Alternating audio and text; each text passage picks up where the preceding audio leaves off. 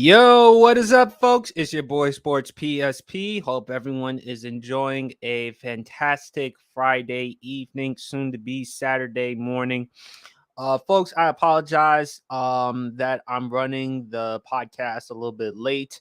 Unfortunately, I just had to finish work. It took me a long time just to finish work, but anyway, I'm here. So I want to apologize for the inconvenience. I hope everyone, like I said, is enjoying a fantastic, wonderful evening. We got a lot to talk about. We definitely have a lot to talk about. And today's episode is getting paid. In other words, getting the bag, the money, something that you've worked so hard for. And without a doubt, all of these athletes have gotten their bag. First, let's start with the NFL, Justin Herbert. Now, look, folks, I have been critical of Justin Herbert in the past. I like the guy. I think he's tremendously talented. I think he has all the makings of a great quarterback. 6'6, 235, 240, prototypical size, rocket arm, can make every throw imaginable.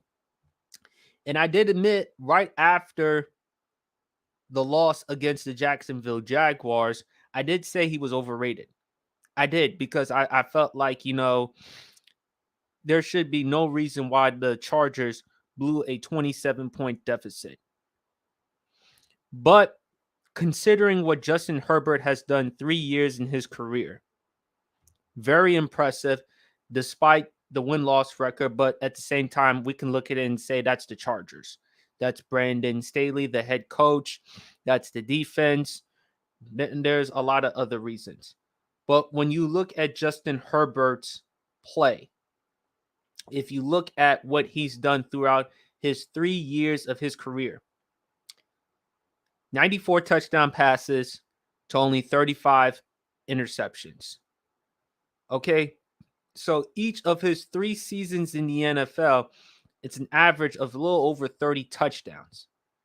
I mean, you look at what he did his rookie year, 31 touchdown passes to only 10 interceptions. Was the offensive rookie of the year and rookie of the year. Second year, they made the Pro Bowl. He threw for over 5,000 yards, 38 touchdown passes, 15 interceptions. Chargers missed the playoffs. But then last season, a little over 4,700 yards, 25 touchdowns, 10 interceptions. Clearly, Justin Herbert has all the makings of a great quarterback. Unfortunately for him, he's in a tough situation because of the division that he plays for, which is the AFC West. And unfortunately, he's going to have to deal with Patrick Mahomes for the next decade or so because Patrick Mahomes is not leaving Kansas City. He's not going anywhere. But the news regarding Justin Herbert, yep, says it right here. Reading this, all the stats, the details from spottrack.com. Justin Herbert signed a 5-year, $262.5 million contract with the Los Angeles Chargers, including over $16 million signing bonus and $218.7 million guaranteed, and an average annual salary of $52.5 million per year. So you look at the contract. I can't blame Justin Herbert for taking the contract, nor I can't blame the Los Angeles Chargers for giving him that contract because he's the quarterback that you can build your franchise around with. Like I said, he has all the he has the prototypical size, arm, everything else that you want from a quarterback. My problem with Justin Herbert from time to time in big games, in big moments, he doesn't really show up. But outside of that, he is well deserving of the money. Now he is the highest paid quarterback as we speak in the NFL. More money, average salary than Lamar Jackson, Jalen Hurts, Kyler Murray, Patrick Mahomes, Aaron Rodgers, all the other top-notch quarterbacks. And folks, even though he just had a calf injury and he was carted off with a calf injury and he's going to miss several weeks until we see him back on a football field, we probably won't see him until the season opener. Joe Burrow's going to break the bank. Joe Burrow's going to get his money. There is no question about it. Joe Burrow is going to make, I believe he could be the first to have over 300 million. And my boy Brandon Clark, congratulations on starting your podcast. Stay focused and never give up. You have talent. Thank you, my brother. I appreciate you. And Boy Wonder, salute. Thank you as well, man. I appreciate y'all. I think Joe Burrow. I apologize. Joe Burrow's going to break the bank. He will break the bank. You see the money that Herbert, Lamar, Jalen Hurts, all of them got. Joe Burrow's going to get more. And again, I'm happy for Justin Herbert. The Chargers, they had to take care of Justin Herbert. They had to take care of him sooner than later, because if you make him wait, and if he has another excellent season, he's going to ask for more money.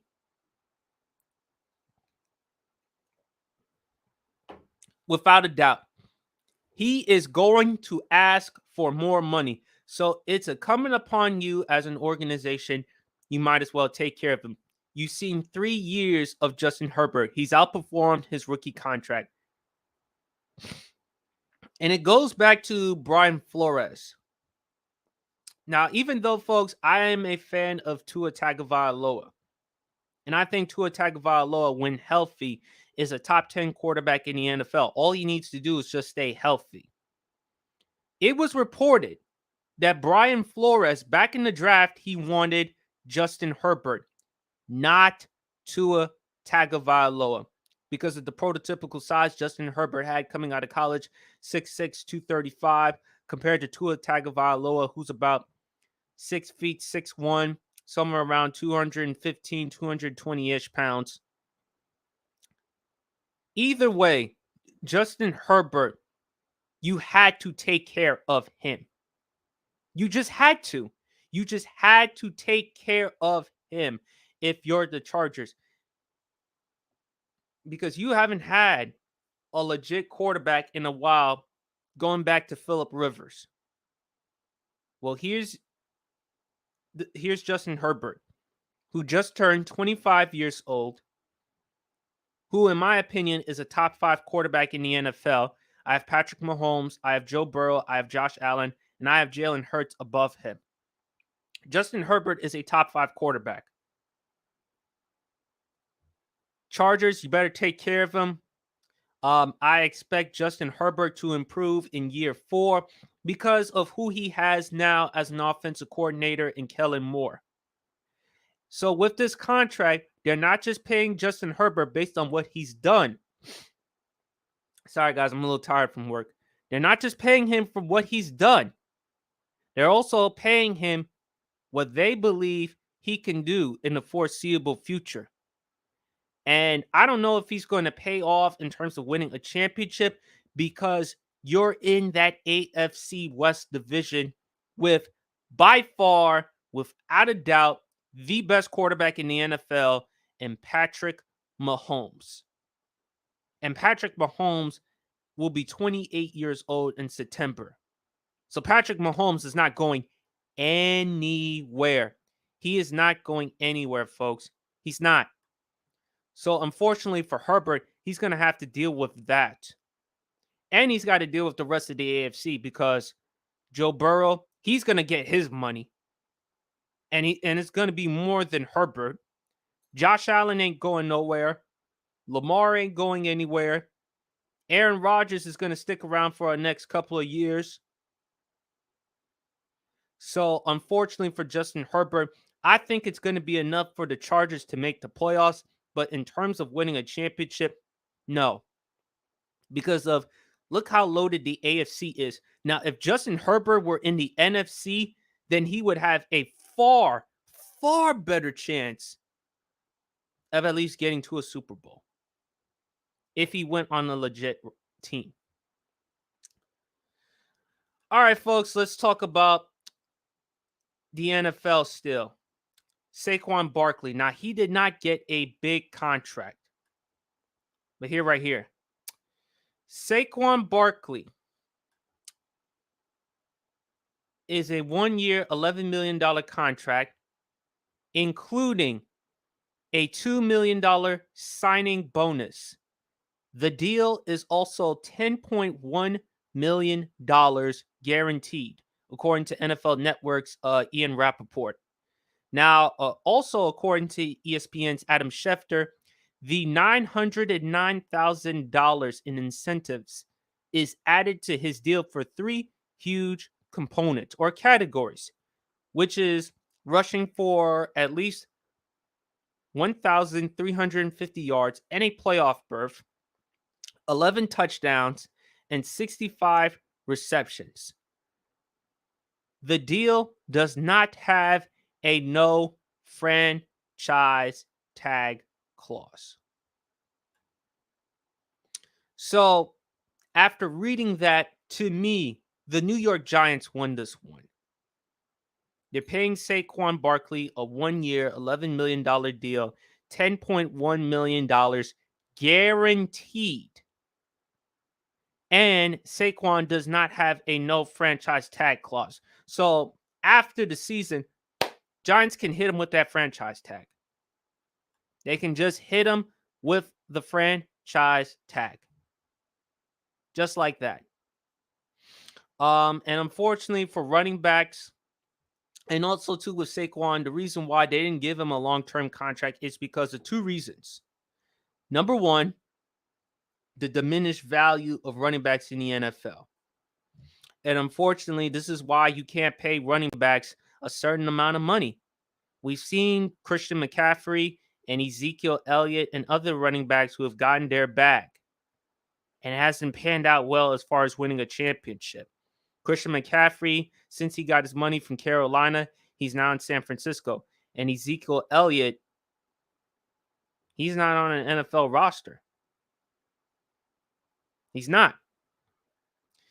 I still believe Saquon Barkley is still one of the top 3 running backs in the NFL. The only running backs I have above him, though, is Derrick Henry of the Tennessee Titans and Nick Chubb of the Cleveland Browns, all because of their production, their consistency, and they are durable. So, and Saquon the past couple of years before last season wasn't durable and available. So that will also hurt Saquon. But the bottom line is the Giants, they won this one. You pay him 1 year, no franchise tag. You don't have to give Saquon a huge contract. He's going to be 27 years old, I think, in February. So I think the Giants won this one. Let me read some comments real quick. Burgundy Drip Gold Trim. Appreciate you for hopping on the podcast. Checking out the podcast, man. The Chargers had to top what Philly paid Hurts. Herbert is going to be in the shadow of Pat until proven otherwise, and Hill had more pressure on him after if he ever achieves that goal.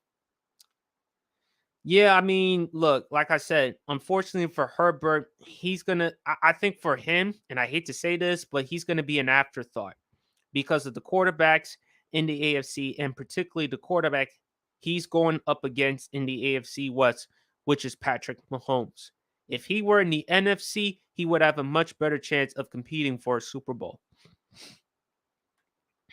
Boy Wonder, he said, I don't see Joey breaking the bank. He seems to be a winner who wants his weapons to stay around him. I think an 8-year, $400 million contract will be good for him. Yeah, I mean, considering the fact that Cincinnati hasn't had a true franchise quarterback. I mean, the best quarterback they've had in a while, I mean, they've had Boomer Esiason, they've had Kenny Anderson, and then back in 2003, they drafted Carson Palmer, the Heisman Trophy winner out of USC. But I think they're going to break the bank with Joe Burrow because he's the best thing that's ever happened to them. And Burgundy also said a few variables over the last few years and modern rules play in favor of the pass game, which hurt running backs long term. Today's running backs don't have the same bargain chip they once had. Yes, I agree there. Their responsibility, the workload is not as much as before. It's easy to get running backs like in the second, third, fourth, fifth, sixth, or seventh round. So it doesn't really matter. I mean, you can get running backs just like that. So unfortunately for running backs, and I'm all for people getting their money, folks. I'm always for people getting their money. But it's hard nowadays to get your money if you are a running back. It's hard to get the type of money as a running back in today's game. It's really hard. The only way, I mean, the only running back, in my opinion, who could probably break the mold is the Atlanta Falcons' Bijan Robinson. Now, the Falcons, they drafted him with the 8th overall pick in the draft. I still felt like they made a mistake by taking him over Jalen Carter. Now, Jalen Carter, I think with the off the field issues and how the way he looked at his pro day, it definitely played a major role. But I'm not taking a running back that high in the draft. Bijan Robinson has a chance to be, if he could stay healthy and produce at an elite level, then maybe he could change the perception or the landscape of running backs. But it is a hypothetical, though. He's got to be able to stay healthy. He has to be able to produce at an elite level. And he has a really good chance because if you look at the Atlanta Falcons, the quarterback situation, they have Desmond Ridder. And Desmond Ridder, I'm sorry, may not be the long-term solution for the Atlanta Falcons. I said it. The Atlanta Falcons, if they actually want to make a legit case, they should try to talk to the Arizona Cardinals into trading for Kyler Murray. Because Arizona is going to be one of the worst teams heading into the 2023 season. They may get the number 1 overall pick. And if that's possible, they are going to draft USC's Caleb Williams from USC, who, like Kyler Murray, won a Heisman Trophy, who also, like Kyler Murray, played with Lincoln Riley. And I think Caleb Williams, at this point, you would rather take him than Kyler Murray because I think he's just as, if not more dynamic than Kyler. And the size. Caleb Williams is about 6'1", 210, 218. Kyler Murray is listed at 5'10", but really more 5'8", 5'9"-ish. But I think that the Cardinals would move forward with Kyler Murray because of young quarterback, and they're in a different direction with the new head coach and the new GM. Unless ownership gets in the way. And as for Atlanta, you get Kyler Murray and you pair him with that offense with Bijan Robinson, with Drake London, with Kyle Pitts, who was drafted 4th overall back in the 2021 NFL draft. So with those types of weapons, and mind you, it's the NFC South, one of the worst divisions in football. I believe the Saints should win the division because I think they're the better team. Defensively, they did improve as far as quarterback with Derek Carr, even though not too many people are sold on Derek Carr. But I believe if you put him there under the right circumstances, he'll win you a fair amount of games and get you to the playoffs. You look at the Bucs right now. No, I'm sorry. I love Baker Mayfield because of the school that he played for, OU.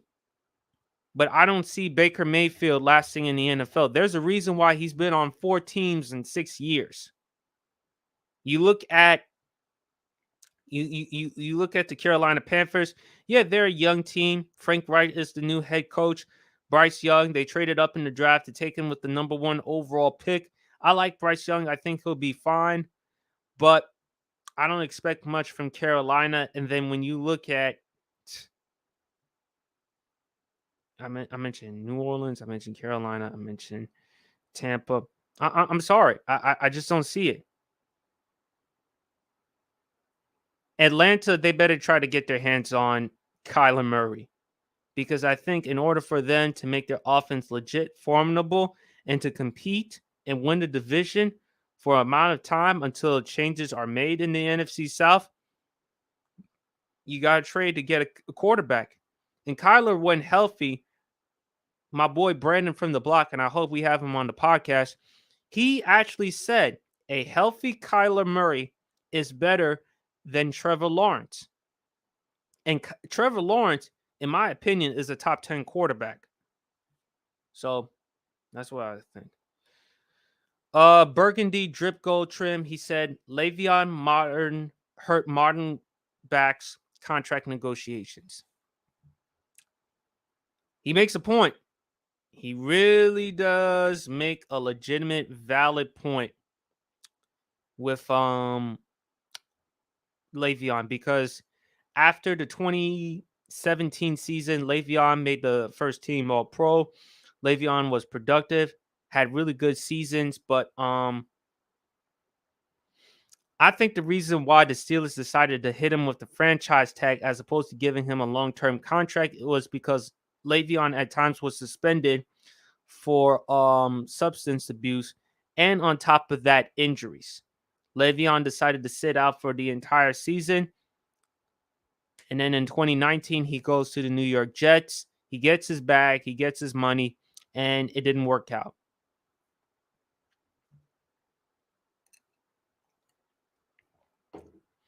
But Le'Veon, without a question, Burgundy drip gold trim. And thank you again for the comments.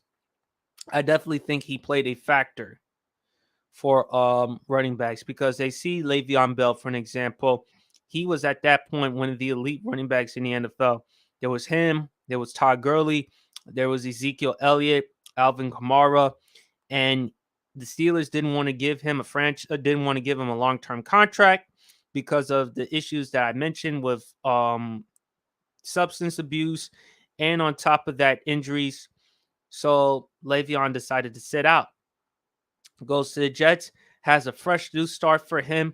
It didn't work out for him. Goes to Kansas City with Andy Reid. Didn't work out there. Plus, he also took shots at Andy Reid. And Andy Reid, for folks, is one of the most beloved head coaches in the NFL. So when a player says something negatively about a coach who's perceived as beloved, well respected around his peers, it's going to resonate, and a lot of people are going to be turned off with what Le'Veon had to say, and the chances of him not getting on an NFL roster, slim to none. Slim to none.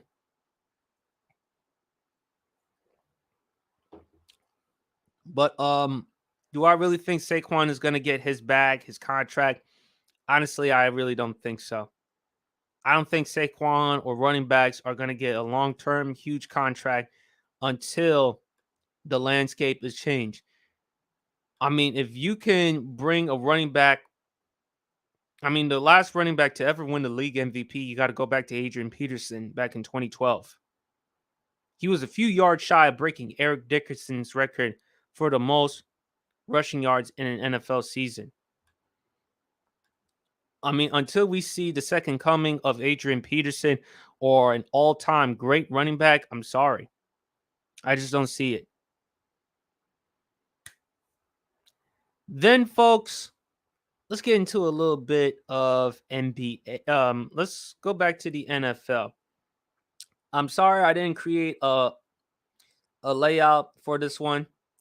It's regarding the Dallas Cowboys. Trayvon Diggs got his new contract, 5-year, $97 million. I'm reading the article here from NFL Network's Ian Rappaport and Tom Pelissero.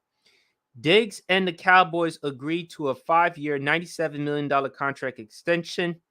The deal includes a $21.25 million signing bonus and is worth up to $104 million with incentives. So, what are my thoughts about Trayvon Diggs? I mean, the past 2 seasons, he's balled. Multiple Pro Bowl appearances. Trayvon Diggs in 2011 was balling, even though he gave up a lot of yards that season. But you look at his production the past 2 seasons. I mean, in 2021, he had 11 interceptions and he had a lot of pick sixes. This season in 2022, only 3 interceptions, but I thought he got better as far as with his coverage and as far as locking down defenders in 2022 compared to what he did in 2021. So, Dallas, I mean, they have the right formula. And first of all, I'm happy for Trayvon Diggs that he got his money, that he got his bag. Well deserving of the bag, well deserving of the money. So, I'm happy that he got his bag, he got his money. I'm happy for that, even though he plays for the Dallas Cowboys, because I can't stand Dallas Cowboys. Really more their fans. I think they're most annoying, delusional fan base, but that's a story for another day. But when you look at the Dallas Cowboys defense, they're loaded. They just got Stephon Gilmore. So they are loaded, folks. I mean, look who they have as far as with their secondary. I mean, you got a lot. You got Trayvon Diggs, Stephon Gilmore, Darren Bland, Jordan Lewis, Kelvin Joseph. They have a lot of potential with that defense. And of course, we all know who the best player on that team is, not just on defense, but overall. And that's Micah Parsons. DeMarcus Lawrence is still there. And you have Dan Quinn, who should be a head coach in the NFL level. He should be. I don't understand why. No, wait. I know why Mike McCarthy is a head coach, because he's Jerry Jones' yes man. But anyway, I digress. Dan Quinn has done a phenomenal job with this defense and deserves a tremendous amount of credit. And Burgundy Drip Gold Trim, Dallas fans are terrible. That's what he meant to say. And he said it on the next comment. Yeah, I agree, Burgundy. I mean, they are delusional. To say terrible, it would be an enormous understatement. But Trayvon Diggs deserves this money. Dallas Cowboys have a very legit defense. Great defense. Led by Micah Parsons. With DeMarcus Lawrence. With Trayvon Diggs. Dallas's defense has the making to be great, special, compete for a Super Bowl. The problem, however, is their quarterback, which is one Rayne Dakota Prescott. And I'm sorry, folks, Dak Prescott to me is overrated. Not just because he plays for the Dallas Cowboys, the star on the helmet, and the money that he makes, but too many times in Dak's career, I feel like he's too inconsistent. And even when he puts up numbers, a lot of times it comes from garbage time when the Cowboys are trailing. So realistically, how good is he? And when I rank Dak Prescott as far as quarterbacks, he's probably around 12th or 13th, in my opinion. Dak Prescott, the only way for the Dallas Cowboys to win a Super Bowl, yes, they have to have a great, yes, their defense is legit. And Trayvon Diggs deserves his money, deserves his bag. He deserved it. He outperformed his contract. Micah Parsons, I believe, will win Defensive Player of the Year heading into 2023. Offensively, CeeDee Lamb has emerged and established himself as a top 10 receiver in the NFL and clearly is proven to be the number 1 wide receiver. Now, Ezekiel Elliott, he's gone, but Zeke is no longer the running back he was. They have Tony Pollard there. Dalton Schultz is gone. He's now in Houston. It all comes down to Dak Prescott. Dak Prescott has got to step up. He's got to. Jerry gave him his contract. Jerry gave him his money even after he suffered that horrendous foot injury back in 2020, the pandemic season against the New York Giants. Horrific injury. It's been 2 years since that, 3 years since that, 3 years since that time, and Dak Prescott still hasn't gotten the job done. What I've seen from Dak Prescott over the past 7 years, which is a lot of body of work. He's a good quarterback to good average quarterback, but he's not a quarterback that's going to get you to the promised land. He's not that quarterback that can get you to the promised land. And that's what I see. I don't see Dak Prescott being the type of quarterback for the Dallas Cowboys. I don't. It's been 7 years, which is enough body of work to say Dak Prescott is a good or average quarterback. I think he's around 12th or 13th in the NFL as far as quarterback rankings. I vehemently disagree with Madden's list having him 6th or 7th overall. That list is a joke. As well as the ESPN with the executives, the head coaches, they have Dak Prescott 9th. And I'm sorry. What has Dak Prescott shown you to be a top 10 quarterback right now? Sports enthusiast 045, he said, let's go Chargers. He's referring to the Justin Herbert contract. Yeah, like I said, but Justin Herbert, well deserving of the money. You have to take care of him sooner than later. But like I said, unfortunately for him, he's going to be an afterthought because of the conference that he plays for and the division that he plays for with Patrick Mahomes. So I understand that ballpark, folks. I really understand it. I mean, it sucks for the Chargers because you're going to have to figure out a way to beat Kansas City. Because Patrick Mahomes against Justin Herbert, I think his record is like 4-1. Okay. So I think that Justin Herbert, but anyway, hold on. He sports enthusiast. Chargers should finally win a Super Bowl. How are they going to win a Super Bowl, sports enthusiast? And if you want to hop on the podcast, look, I'll put the StreamYard link in for you. What makes you think that the Chargers are going to finally win a Super Bowl? Brandon Staley is still your head coach. You still got to deal with Patrick Mahomes for the next decade or so. Andy Reid is not going anytime soon. And you got to deal with the rest of the AFC.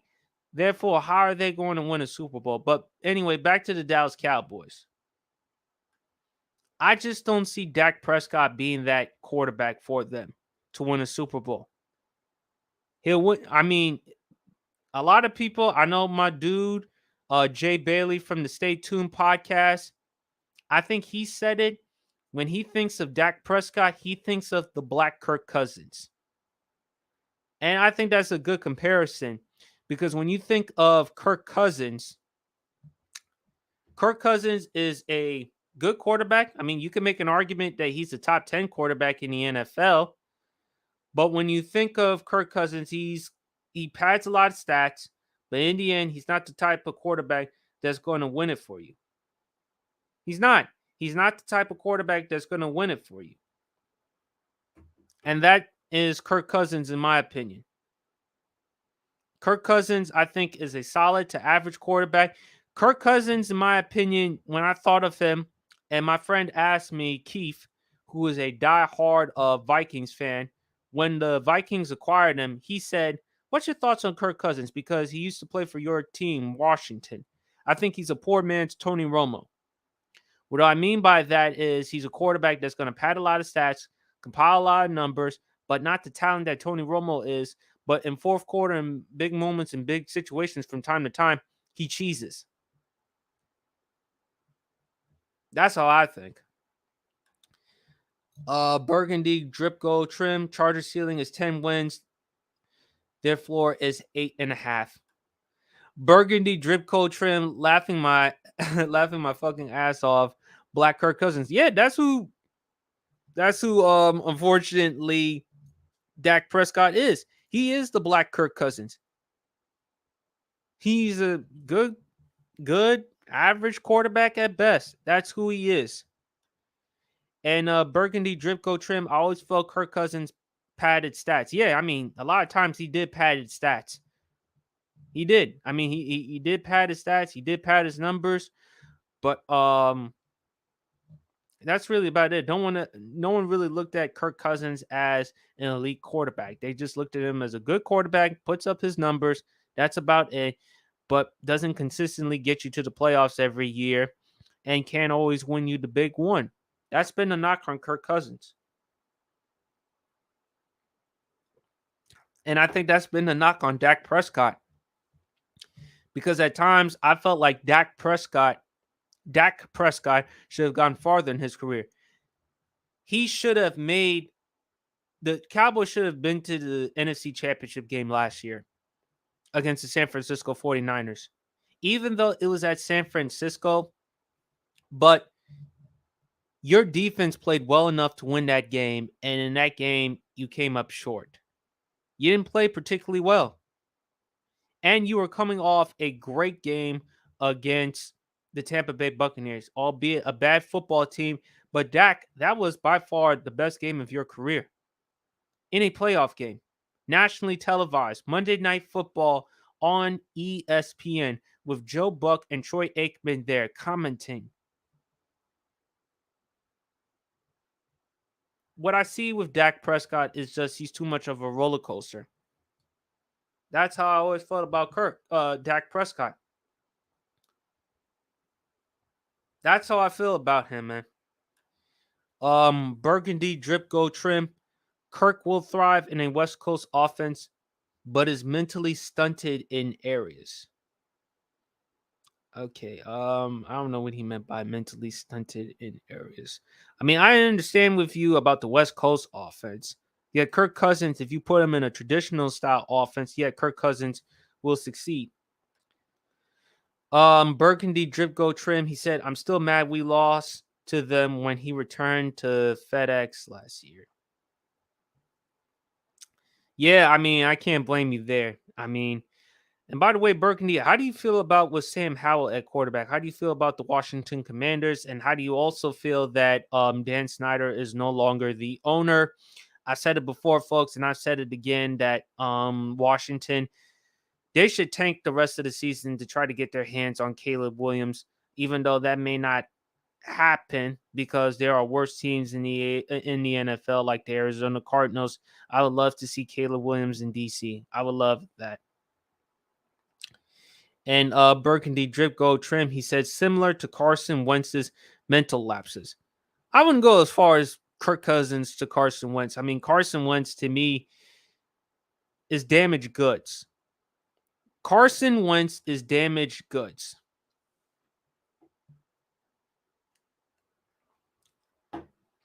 I'm going to say this about Carson Wentz.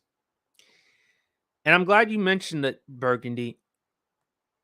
Anyone who's watched me on Instagram, TikTok, YouTube, Facebook, Twitter knows I damn sure for a fact did not want Carson Wentz as my quarterback for the Commanders.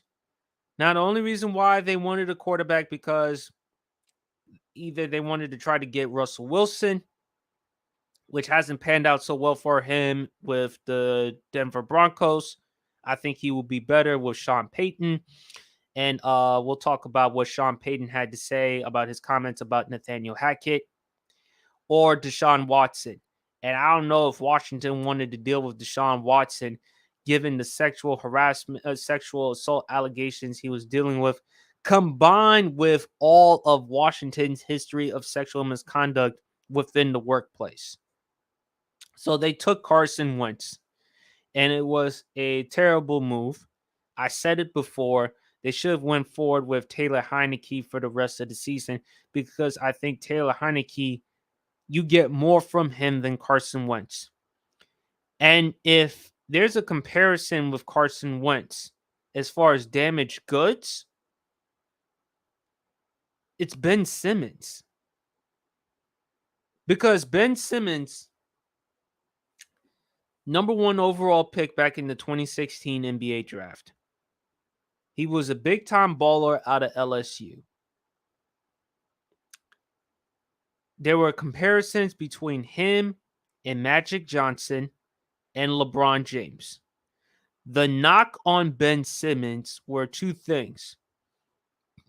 How is he going to work on his game as far as his jumper and his motor? And when I look at Carson Wentz, he had the making of being an all-time great quarterback before that nasty knee injury in 2017. He was the number 2 overall pick in the 2016 NFL draft behind Jared Goff. Carson Wentz in 2017, he was balling. Before that knee injury, he was on his way to winning the league MVP. And ever since that knee injury, and ever since the things that have been said about his personality, his lack of leadership, it's been tarnished.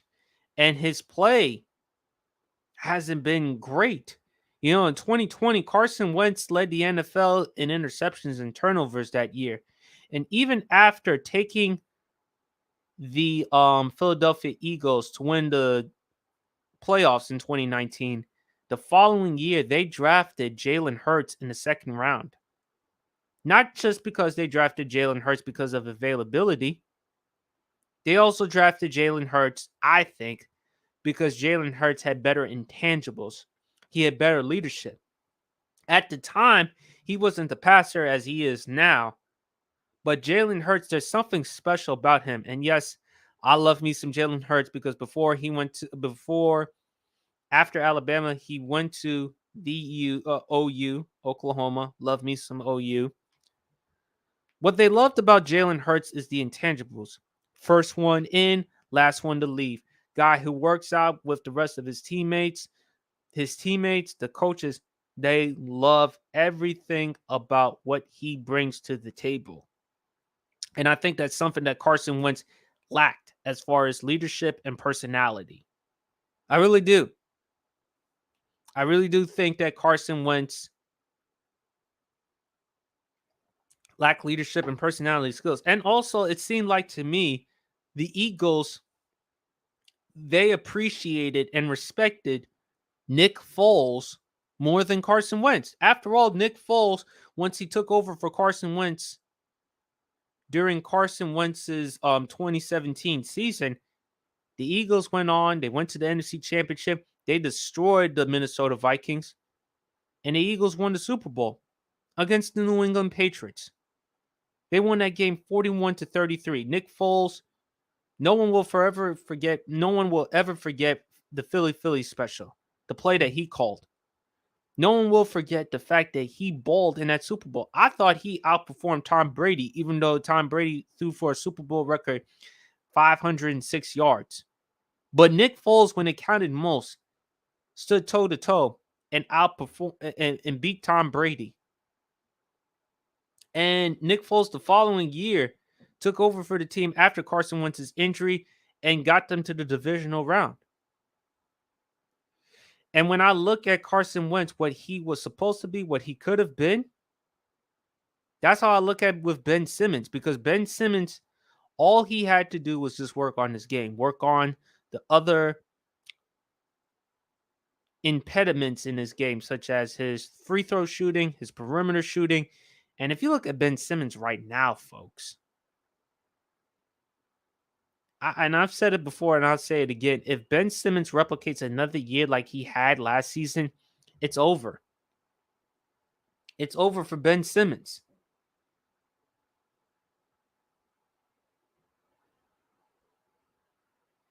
I just don't see Ben Simmons lasting that long in the NFL. And you look at Carson Wentz, he had a wonderful opportunity after Philadelphia to play in Indianapolis, to be reunited with his former offensive coordinator, Frank Reich, with an offensive line, with Jonathan Taylor, who led the NFL in rushing, with some pieces in Michael Pittman Jr. Carson Wentz had every opportunity to flourish, as well as the defense, and with one of the best GMs, I think, in Chris Ballard. Carson Wentz had every opportunity to flourish and get this team to the playoffs. And mind you, the year before they acquired Carson Wentz, they had Philip Rivers, his first and last year in Indianapolis and his final year in the NFL. Philip Rivers managed to get the Colts to the playoffs, and they were almost close to beating the Buffalo Bills. Carson Wentz was supposed to get them to the playoffs at best, and he couldn't even do that. Let's not forget the bad game in the season finale against the Jacksonville Jaguars. That's on Carson Wentz's resume. Just like last year, all that he had to do was win one game against the Cleveland Browns, and he screwed that up. And if Ben Simmons, I'll say this again, folks, he has another season like he had last year, it's over. Ain't nobody wanting Ben Simmons. Everyone knows he can't shoot. He doesn't want to shoot. And Ben Simmons, to me, hasn't gotten any better as a basketball player. And at this point, you are what you are. So that's how I feel. Burgundy Dripko, he continued similar to Carson Wentz mental lapses. He also said Sam perfect for this offense and locker room. Yeah, I mean, Sam Howell has been very impressive as far as for training camp. Guys have been saying a lot of great things about his leadership and how he's been able to throw the football. Dan lifted a cloud over the DMV. I think he was a horrendous owner. In my opinion, Burgundy, he's worse than James Dolan of the New York Knicks. And James Dolan, we all know he's that bad as an owner. Burgundy also said, I was a fool for giving him and Scott Turner's offense with the benefit of the doubt. Yeah. He also agrees, yeah, Ben has had many mental lapses. Yeah, the man hasn't been the same since the Atlanta series, folks. I mean, this dude could not hit free throws. He was yanked out of the ball game. Doc Rivers even defended him. He said, if you think I'm going to take Ben Simmons out the ball game, then you don't know basketball. Yeah, he had to because he couldn't hit free throws. And no one will ever forget Game 7 when he passed up the basket when Trae Young is in his way. Now, folks, Trae Young is listed as 6 feet, 6'1", about 160-ish pounds. Trae Young is probably my size. I'm walking around 5'10", 5'11". A lot of people think I'm actually 6 feet. Doctors measured me 5'10", but who cares? But I'm around 5'10", 5'11", 6 feet, 150-ish pounds. Ben Simmons is a legit 6'10", 240, and instead of attacking the basket and either attempting a dunk or a layup, he passes the ball to Matisse Thybulle, and Matisse Thybulle hits 1 or 2 free throws. And once the series was over, in which Atlanta went on to face the Milwaukee Bucks in the Eastern Conference Finals, Doc Rivers was asked a question: do you think you can win a championship with Ben Simmons as your point guard? Ben Simmons, Doc Rivers' response was, I don't know the answer to that question right now. He doesn't know the answer to that question.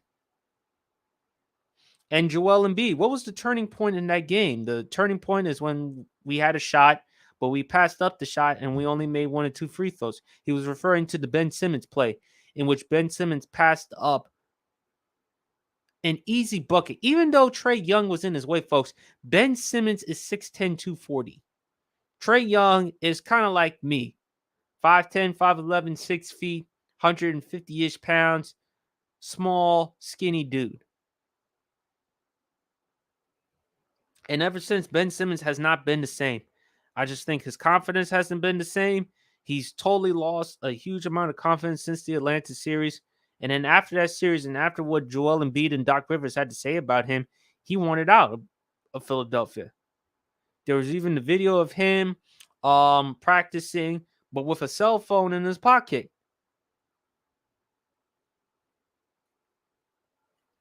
And then eventually he gets traded to the Brooklyn Nets. And then the Brooklyn Nets traded the Philadelphia 76ers for James Harden. So yeah. And Ben Simmons hasn't been the same. Like I said, if Ben Simmons has another year like he had last season, it's over. Burgundy Drip Go Trim, he said the injury derailed Wentz. Yeah, it has. He also said Howell has the intangibles. I think so. I mean, what I like about Sam Howell, he's about 6 feet, 220, 225-ish. Has a nice, really strong arm. What I said about him, the best comparison I have for Sam Howell, he's Baker Mayfield minus the antics. He's built like Baker Mayfield, 6 feet-ish, 215, 225-ish, strong enough arm, playing style similarities. Do I think Sam Howell could be better than Baker Mayfield? He should be. Do I think Sam Howell can be really good? Yes, I think he's done a good job as far as building a rapport with Terry McLaurin. Jahan Dotson, he's had nothing but great things to say about him.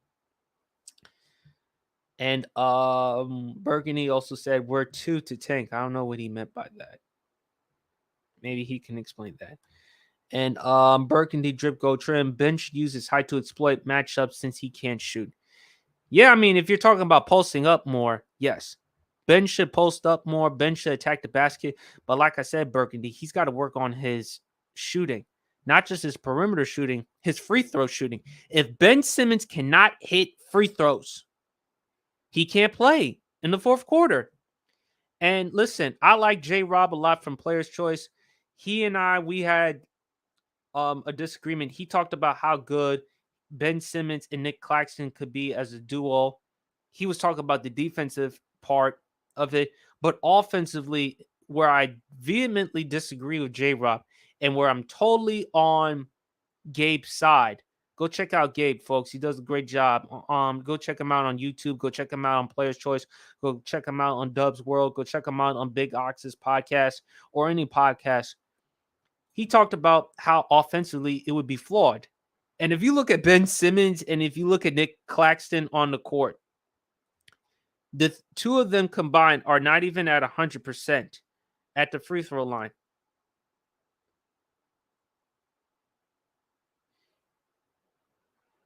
Ben Simmons, I'm sorry, I can't trust Ben Simmons for my life. I really can't. I really can't right now. Ben Simmons, to me, when I look at Ben Simmons, I just think he's got to work on his shooting. I understand mental health, and I'm very sensitive. I'm very aware of mental health.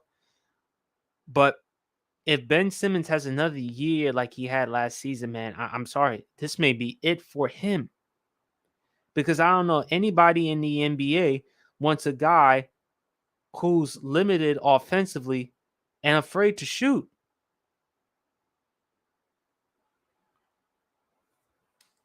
And I was on Chill's podcast, and he said if Ben Simmons has another year, then he's done. I'm done. I'm done. I agree with Mad Max. Ben Simmons cannot be a number one option. At best case, he has to be a complimentary star, maybe a number 2, number 3 option on a team. And I also agree with Chill. And a legit question needs to be asked regarding Ben Simmons. How much does Ben Simmons really love basketball? Because I don't really think Ben Simmons really loves basketball. I think he loves basketball as far as what it could do for him, which is make him a ton of money and live a great lifestyle.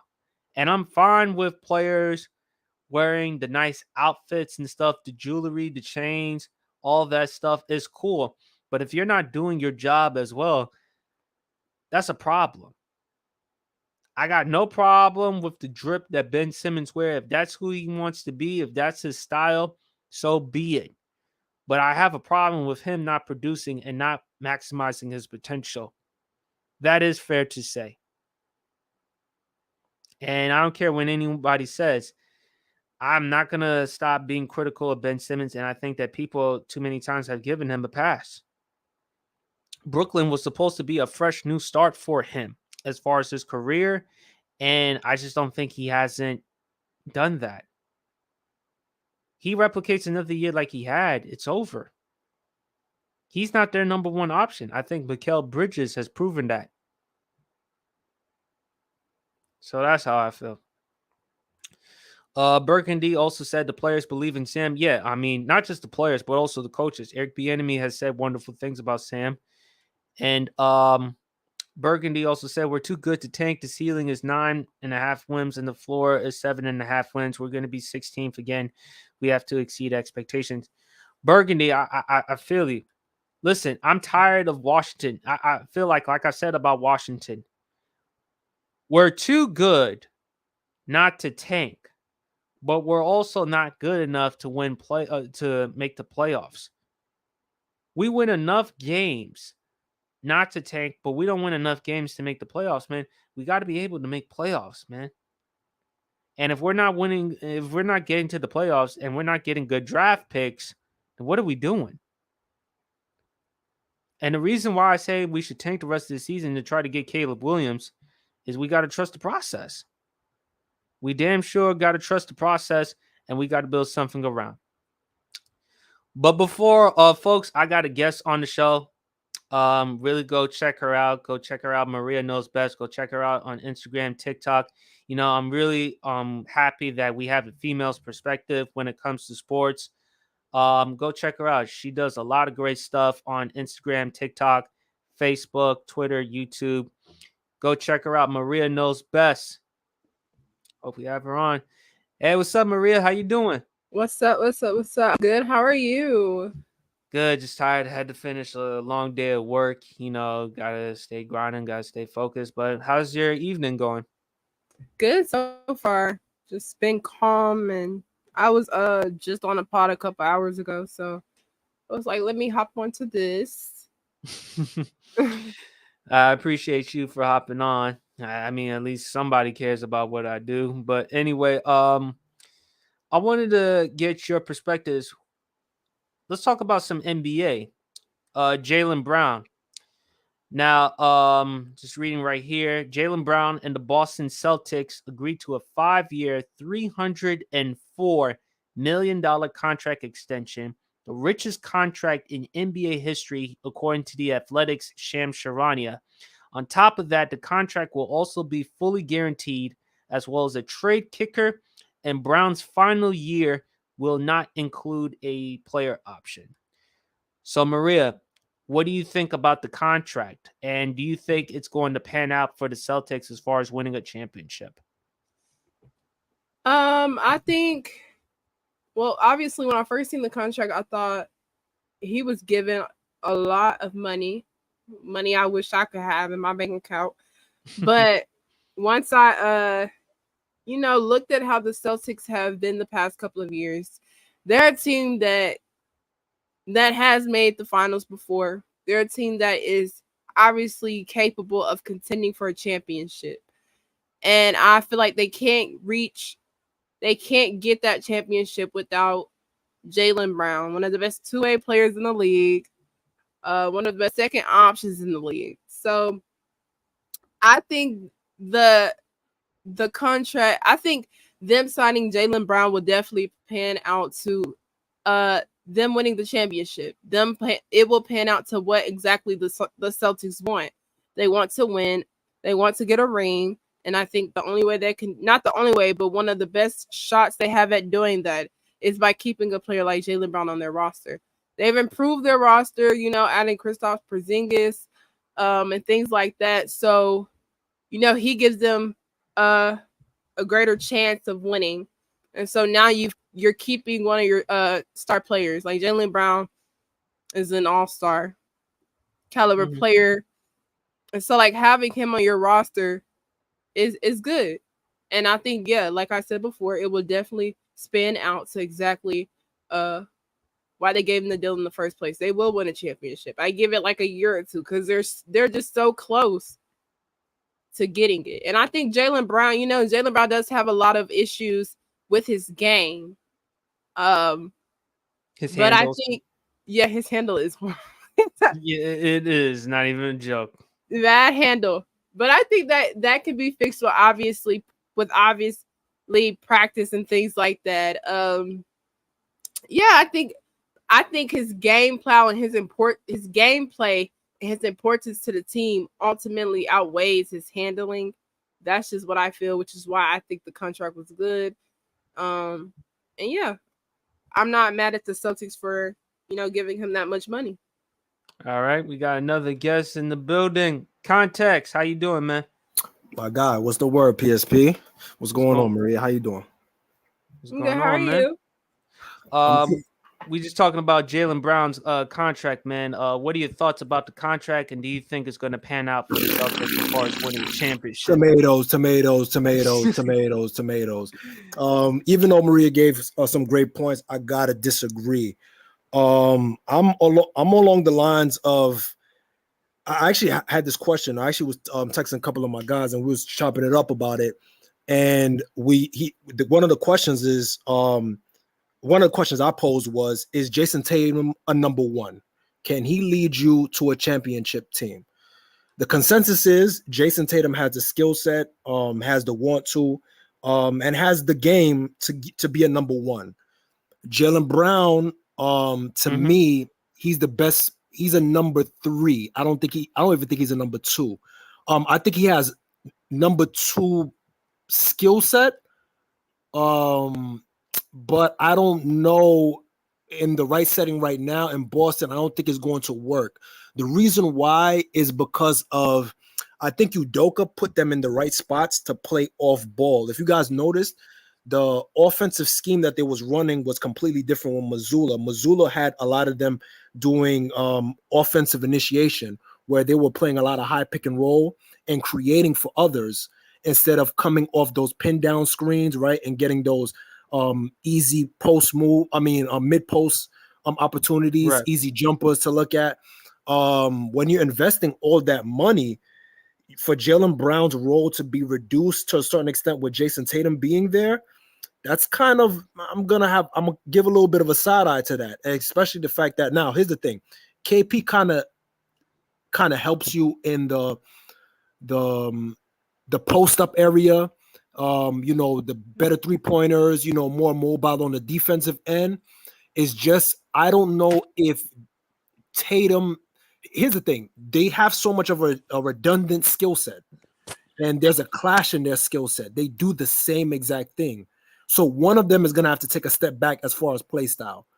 One of them is going to have to end up being a point forward and distributing more for the team, and one of the guys is going to have to be a scorer. You can't have both hyper aggressive scorers on those teams. If you notice, look at Scottie Pippen. He decided to be more of the point forward role, right, and take a less aggressive approach in his game. So I think one of those guys are going to have to regress in their game, and if Jaylen Brown takes a regression in that game, is that the fullest potential of Jaylen Brown? He then becomes a number three if he regresses. I don't think he becomes, without his aggressive style scoring, I don't think he's going to be a number two anymore. I think he turns into a three masquerading as a two, if that makes any sense. So I think, and you're about to pay at the end of his contract, he's going to be $70 million. Now with the salary cap going up, it's not that bad. When you look at it from that perspective.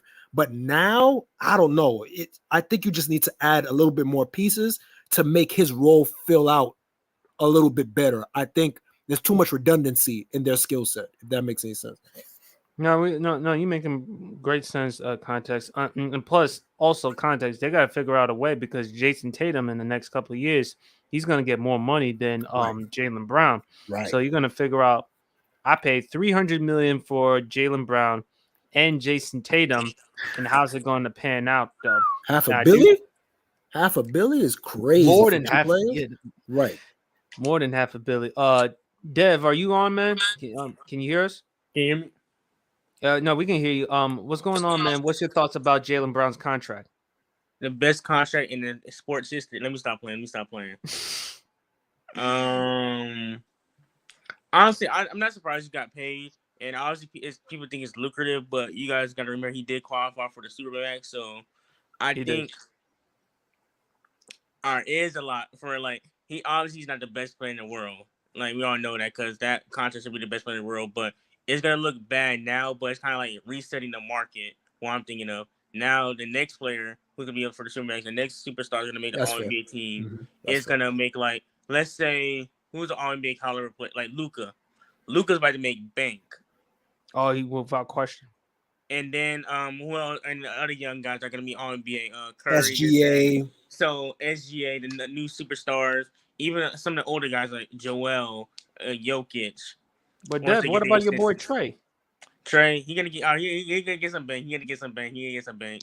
They are, but everybody's gonna get. John Morant's gonna get bank. Like all these young guys are gonna get bank. So it's like, right now, I think Boston was kind of like in a situation where they had to, because if they didn't pay him, he's gone. I think he's gone. And then it's kind of like now their whole system, now the championship window is like diminished almost. So I feel like there's still a top 2 team in the East, top 3, and that championship window still. I feel like they got to win within the next 3 years or 2 years. That's in my opinion. They got to win. They got to kind of like they like in 2 years you got to blow it up. Yeah, in 2 years you got to blow it up. I feel like they got to they got to figure out a way, because you traded Porzingis, you get Porzingis, you had to let go of Marcus Smart though, who's now in Memphis, who I think is going to be great for Ja Morant on and off the court, as well as with Derrick Rose. DPOY. Yeah. And when you look at Boston, Porzingis, I don't know what Porzingis. I mean, he had some solid seasons in Washington. It wasn't going to work out with the Mavericks because he and Luka just didn't see eye to eye. So in Boston, how's it going to work? Because there's still no point guard for them. No, but the thing is they're like in Boston, they don't play like so ball heavy. Luka, like Luka just pounds the ball all the time. Boston, they share the ball a lot more, and I think Porzingis also, Joe Mazzulla can make their offense a little bit more dynamic now. If like he can get some post touches and like spread them out, so I think that offense can be like more. And plus, Al Horford. Yeah, you're probably going to ask him to come off the bench. Of course, he's getting older. I would do the same thing. I think that's perfect time to get Porzingis. Al is getting older. You can tell in the playoffs. Like the year when he made it to the finals, he had like a 30-point game. He had some big games. This year, you just can't do the same. He's still a great defender, but he's still kind of like he's a lot slower now. He can't get up the court the same. He's a very high IQ, very smart player, but he needs to like. I feel like it's about time for him to. It's better to come off the bench, be more a spark plug, and now that he makes their big man depth better because they didn't have a lot of big men. They only have him and playable big men. I mean, they only have him and Robert Williams, and like you're not gonna play Luke Cornett, no big playoff minutes. You're not gonna play Grant Williams at the center because he's too small. So like Porzingis, you can play him at the center. They can spread the floor out. He's a good shot blocker too. So you add some rim protection. Like you're just ask him to be like that shot blocker. Not only that, this will make Robert Williams the roamer again, where he had that crazy year the other year before. Robert Williams being a roamer just makes the defense a lot better. While losing Marcus Smart, you add rim protection. When you lose a point of attack defender, you gotta add at least some rim protection to make up for losing a perimeter defender. So I think they did that good. I think it's all on coaching now. See what Joe Mazzulla can do. Having now he can implement his own style, his own thing. Because if you watch the JJ Redick podcast, Grant Williams said that he didn't want to mess things up. Joe Mazzulla didn't want to mess things up. He just kind of like going with the flow. Didn't want to mess it up. Wanted to get the guy respects, and I understand that. That's a lot. My fault, Dev. But you could clearly see it on the court. Like they transitioned away from less ball movement, and you saw that you had JT handling the pill more, and Jaylen Brown handling the pill more. Thus, you see when Jaylen Brown had to hold the rock, right? Yeah, he couldn't really create for the team that much. So I feel like Mazzulla, he did try to take an approach of like, I'm going to try to put my imprint on it. Now, if he goes back to what Udoka was doing, then maybe you could see we're gonna see some things where they get easy buckets for Jaylen Brown in the mid post because they're great mid range guys and they have the ability to elevate and hit their shots. You know what I mean? So I don't mean to cut you off. Did that say MILF connoisseur? Yo, come on, focus, But continue context. Yeah. But I'm sorry, context. No. But that's why I feel like I think that there's a disconnect with the coaching and the thing. I honestly, and I'll propose this question to you guys, starting with you, PSP, and I'm actually curious because Maria made some points of she's cool with the contract. At this point going on, right? How many years do you give them before you start to consider the move between one of the two? Because obviously we're not going to move Jason Tatum out the way. It's obviously going to be Jaylen Brown that's going to be the piece to move. So how many years do you give? I give it at least 2 or 3. Because you got to, because like right now that contract is damn near untradeable. Like I don't think no team can trade that contract next year. But in another year, once every other players get paid, they can trade for that. Because I think if the deal was gonna trade Jaylen Brown, perfect time would have probably been last year if they wanted to get. Actually, no, not last year. He just made the finals. And I think Boston. I do understand Jaylen Brown's frustration because like Boston like put him in a lot of trade packages, and for Jaylen Brown, he's been getting better and better. It's kind of like, let's say you're in a relationship. It's like the person that you're gonna commit to you, but they're acting kind of like different. Like they kept on, their actions not showing what they were. It's kind of like what Boston's saying. So I kind of understand what Jaylen Brown's frustrations. All right, fellas, let's move on because I talked about a couple of these subjects before y'all hopped on the podcast. Hold on. Before you do, I do have a question. I don't know if you guys heard that the press conference. How do you guys feel about Jaylen Brown? I'm glad you mentioned that. Yeah, how do you guys feel about Jaylen Brown speaking about doing the Black Wall Street and trying to? I ain't got no problem. I mean, Boston. Holy smokes! I ain't got no problem with it, especially bringing awareness because we all know Boston. If anyone knows about Boston, their history of racism. Right. So, but I got no problem with it as far as what Jaylen Brown's trying to do. I mean, I hope it works out for him. I actually thought it was a good cause. I was listening to what Stephen A. Smith had to say, and I don't agree a lot with what Stephen A. Smith had to say, but it was actually a good moment for Jaylen Brown. So I ain't got no problem with it as long as to bring awareness to this type of stuff. So, okay. I gotta tune in because I don't know what happened or what went on. So I'm gonna tune in. I don't want to get my doubts on something I have him tune into. Context. You want to give him the context? So basically, it's he wanted to bring awareness. He actually basically one of his quotes was that he wants to create Black Wall Street in Boston. If you're familiar with Black Wall Street in Tulsa, Oklahoma, if I'm not mistaken. Oh yeah, I know everything about that. Yeah, okay. So he wanted to recreate that aspect and try to create opportunities for upcoming businesses, Black-owned businesses, things of that nature, create a revenue stream that could kind of dissipate throughout the community. There is a heavy Caribbean community. The reason why I asked because there's definitely a heavy Caribbean community in Boston. But it is kind of separated. There's parts of Boston where it's, it's one side and it's very, feels like Jim Crowish a little bit. But however, I'm just curious because there was a point where he did have his own clothing store, but he did shut it down due to the fact that he felt like there was kind of this discrimination throughout his time playing there.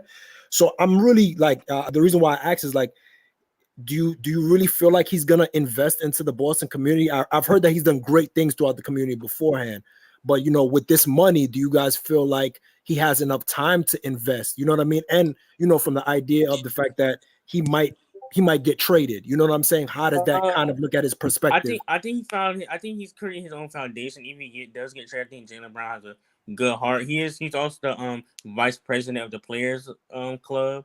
Chris Paul being the president, Jaylen Brown being the vice president, and that's dope. That is really dope what Jaylen Brown's trying to do. And I think that's dope. I think that's really good, bringing opportunities, and that's the thing. A lot, I like that. I really do like that. I personally think it's a great idea. And Maria, I want to hear what you have to say as well. But listen, I'm from Miami, Florida.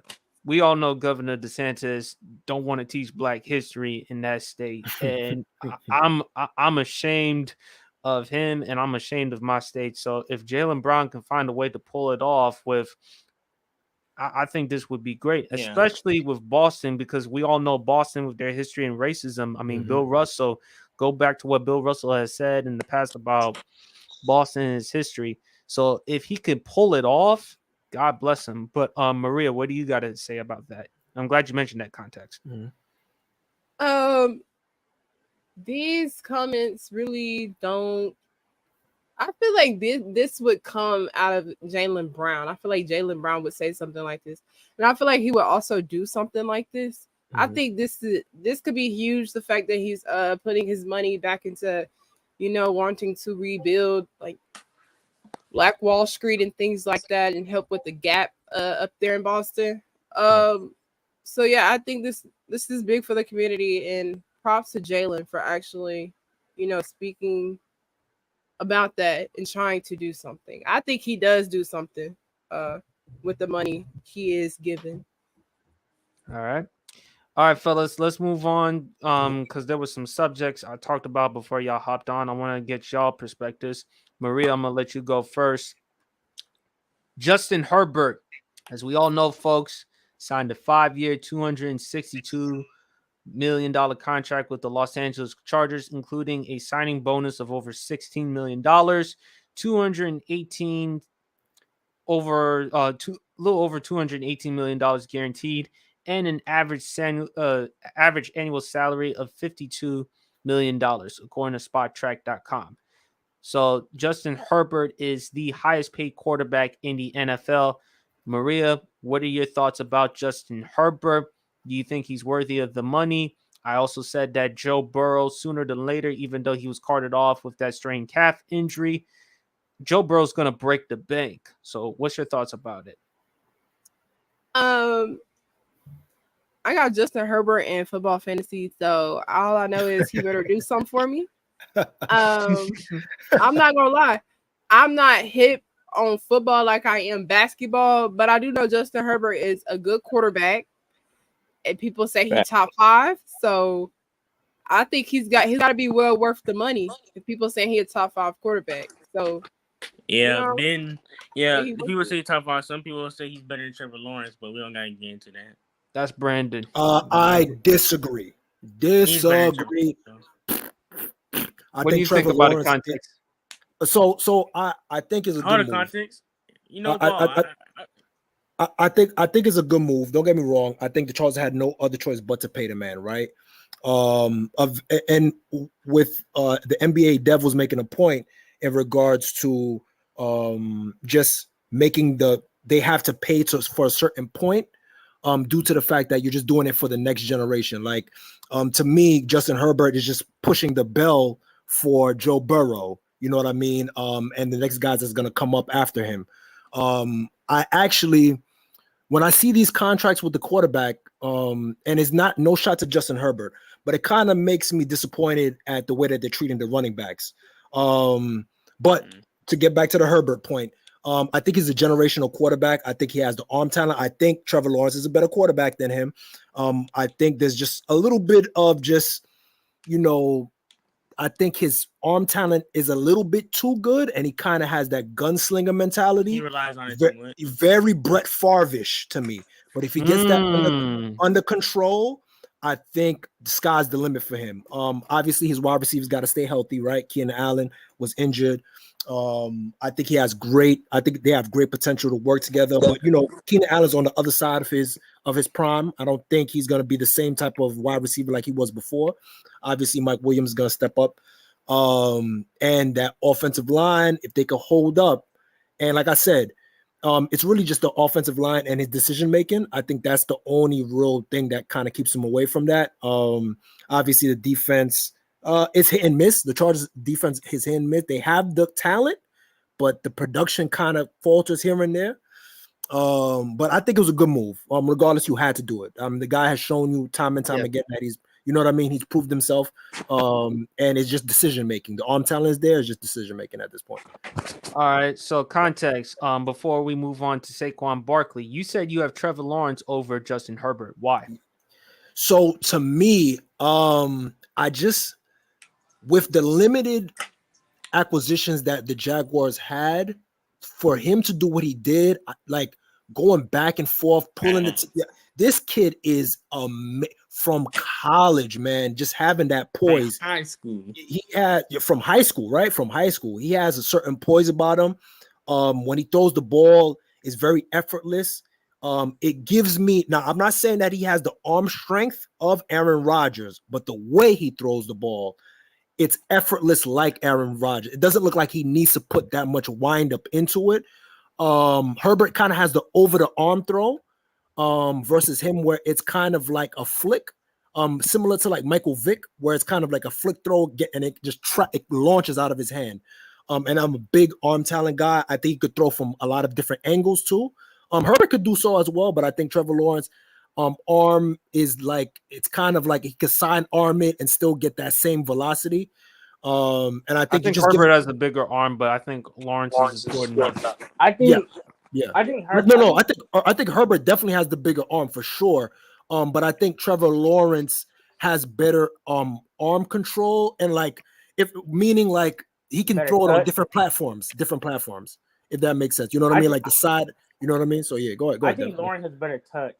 Like when he throws the ball, it's like the ball just lands in your hand softly. If that makes sense. Like yeah. Agreed. And that's what I mean by that effortless throwing, where it looks like it's coming out his hand hot, but it's not coming out. If that makes sense. So Aaron Rodgers, it looks like it's coming out his hand hot, but it doesn't look like when they get the ball in their hands, is like a hard throw. You get what I'm saying? Like for me, Dak Prescott looks like he throws at one speed and one arm strength. It's not like touch.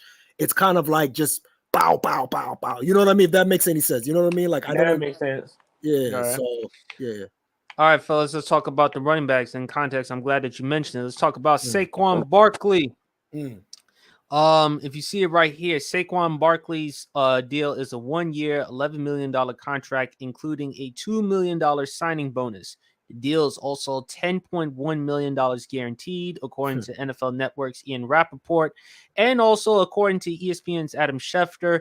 The $909,000 in incentives is added to his deal for 3 huge components or categories, which is Saquon's got to rush for 1,350 yards and make a playoff berth, 11 touchdowns, and 65 receptions.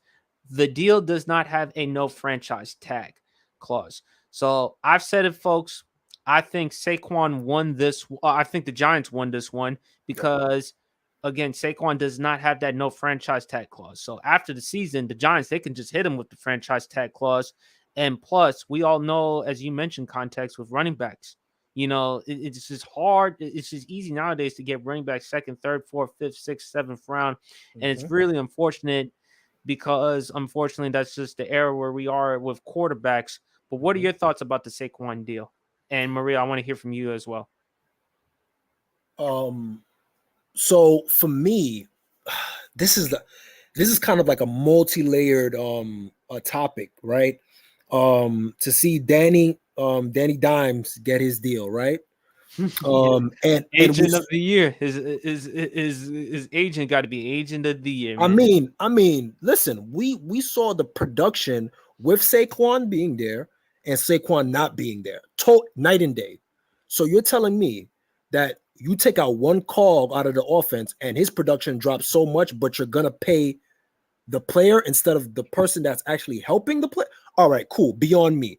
So, and this is why the NBA is so different from the NFL. The NFL players cannot leverage their superstardom. And Saquon Barkley is a superstar running back, without a shadow of a doubt. But he can't leverage that to save his life. I mean, to make money, not to save life, but to basically to make his money.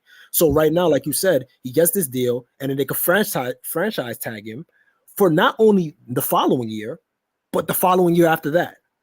So now it's going to be 3 years. You're getting him for basically pennies on the dollar at this point, with all of these incentive-laden contracts, right? What if you run him out? You run him down. He gets a freak injury, and then what happens? His value goes down, and now you can just throw him away. So it's a disservice to football, the fact that everybody knows that the running backs, as soon as they come off the lot, right, you lose your value. It's not like quarterback where you get better with better with time. You are getting worn down physically. Even though the league is like, let's say the league is about 60% throwing or 70% throwing, 30% running, that physical nature of running, the way he runs, especially the way he runs, pass catching out of the ball, the responsibility, that physical labor is daunting on him. So I feel like it's a disservice, and that little powwow that they had didn't do anything because none of them sacrificed, right? None of them sacrificed for the greater good, and now everybody's just going for theirs. And I understand you got to take care of your family. Once you get to the league, you got to kind of take care of your family, but it's kind of like you got to look at the bigger picture because now the Bijan Robinson basically got this. And I'm glad you mentioned them context because I said the only way that the running backs they can change the landscape. Sorry to cut you off. No, you're good. You go, brother. I think if Bijan Robinson could stay healthy and produce at an elite level, then he can perhaps change somewhat of the landscape for running backs because Saquon, he was drafted with the number 2 overall pick back in that 2018 draft, and we know what a stud he was coming out of Penn State. The reason why I think they gave him the contract was because the running back value and, unfortunately for Saquon, them injuries. Before last season, he's had them injuries. Right. But I hate it with running backs because it seems to me, no matter their production, no matter how well they produce, it doesn't value that much. And they'll probably make the argument, look, we gave Christian McCaffrey a huge contract. And how's it worked out as far as his production in Super Bowls? Same thing with Ezekiel Elliott. Where's Ezekiel Elliott right now? He's on his couch. DeMarco Murray, all these guys that got like railroaded with all these heavy touches is like, it's really ridiculous. I mean, the cowbell running back, and you guys have 2-3 backs in the field, and you're wearing all of them down. Like, Troy Pollard, like all these guys are not going to get what they deserve, and it's a disservice to the league. Is a disservice to the NFLPA. You guys keep getting bamboozled, and keep getting finessed. You're letting the shield finesse you. And I understand it's every man for themselves and everybody got to take care of their families. But at the same token, when you guys are going to decide like, yo, listen, as a group, we want the next generation to thrive. And there might be a disconnect with that too, right? I feel like, the older players and the players that are dealing with their situation right now, they're not thinking about the future players because they're going to be those old guys that was hating that's going to be hating 10 years down the line saying, yo, I did better than that player. And he's getting paid way more than me just because the TV deals go up. You know what I mean? So I feel like these guys are thinking of that. They're like, yo, I don't want to be an old grumpy man 10 years down. I'm going to take all the money I can right now. And it is what it is. I'll gamble with my future. But you shouldn't at this point. You know what I mean? Like you guys are, you're watching it in real time that the league is trying to get rid of y'all whenever they feel like it. At this point, running back is not even going to be a position anymore. It's going to go back to halfbacks. You know what I mean? Where it's just you guys are getting a little bit of touches. But when they need you to run like a bell cow, they'll use you up 30 carries a game, 30 or 40 touches a game, right? And then you're going to be worn down by the time the playoffs happen. So it's a catch-22. And when you reach those amount of touches, you're at the point of no return. Yep. You can't rewind your knees. You can't rewind your feet. You can't rewind your person to do that was Eric Dickerson, I think. Right. Yep. Maria, what are your thoughts about Saquon's deal? Is Saquon Barkley the player that got? How much did Saquon Barkley get paid? 1 year, $11 million, including $10.1 million guaranteed. He will also get. Let me read the rest of it right. I think it's $909K in incentive. Yeah, $909,000 in incentives added to his deal for 3 huge components. He's got to rush for 1,350 yards, make the playoffs, 11 touchdowns, 65 receptions. It does not include a no franchise tag clause in his contract, and he also including a $2 million signing bonus. So what are your thoughts about it, Maria? I think Saquon Barkley is worth more than that. Kind of like what y'all said, like that the running back position, I guess you could say it's overlooked. And but y'all did mention Christian McCaffrey. He did get his contract. Mm-hmm. That's one player at the running back position that got paid what he deserved. And I think Saquon Barkley is better than 1 year, $11 million. Mm-hmm. Anyways. Mm-hmm. So. All right. Anyway, folks, we're going to end this podcast off with one last subject. Maria, I want to hear your basketball take. It's about shooting. Start, bench, or cut. Now, we're not going to include Steph because obviously Steph is the greatest shooter of all time. And obviously you would want to start Steph. So I'm going to give you three options. Reggie Miller, Klay Thompson, Larry Bird. Which one of the three would you start, bench, or cut? Maria, you go first. I'm gonna start Larry Bird. Reggie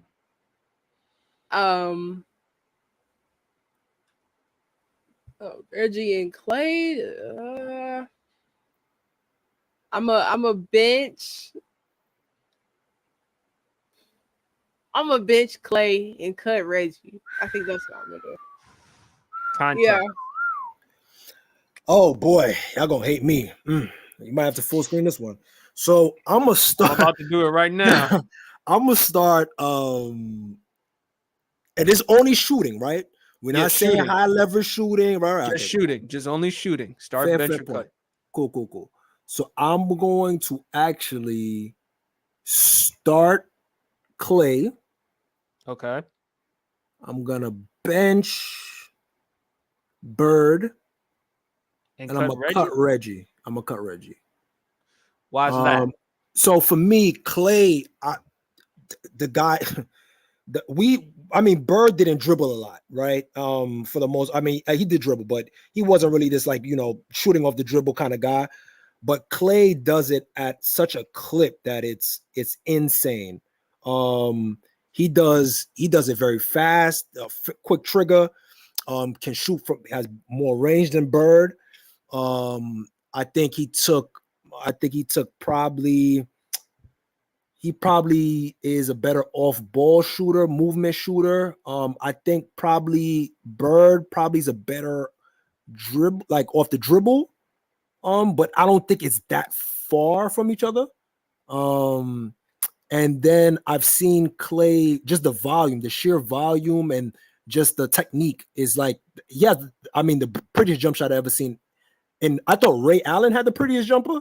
Klay got the most textbook jumper that I've ever seen in my when they do a shooting drill and shooting mechanics, tutorials on YouTube, I'm pretty sure they have to use Klay Thompson's jump shot. That is literally a basketball machine. And then Reggie Miller, I just hate his form. I hate Reggie Miller's form. He's a great shooter, but I hate that kick out. I think he draws fouls. I don't like the way that he do that, the offensive foul thing where he kick his leg out. I think he has a nasty form. His body type gets me a little bit irritated from time to time, and he has bad jibs. My fault. I didn't mean to get personal, but it just doesn't move me. It just doesn't move me. And I do have two questions afterwards. It's not gonna be long, but I want your opinions on something. But yeah, go ahead. It's on you, PSP. I love Reggie.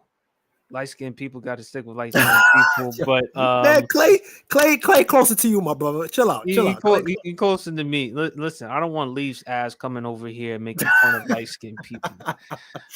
Starting, in terms of shooting, overall shooting, I got to give Bird.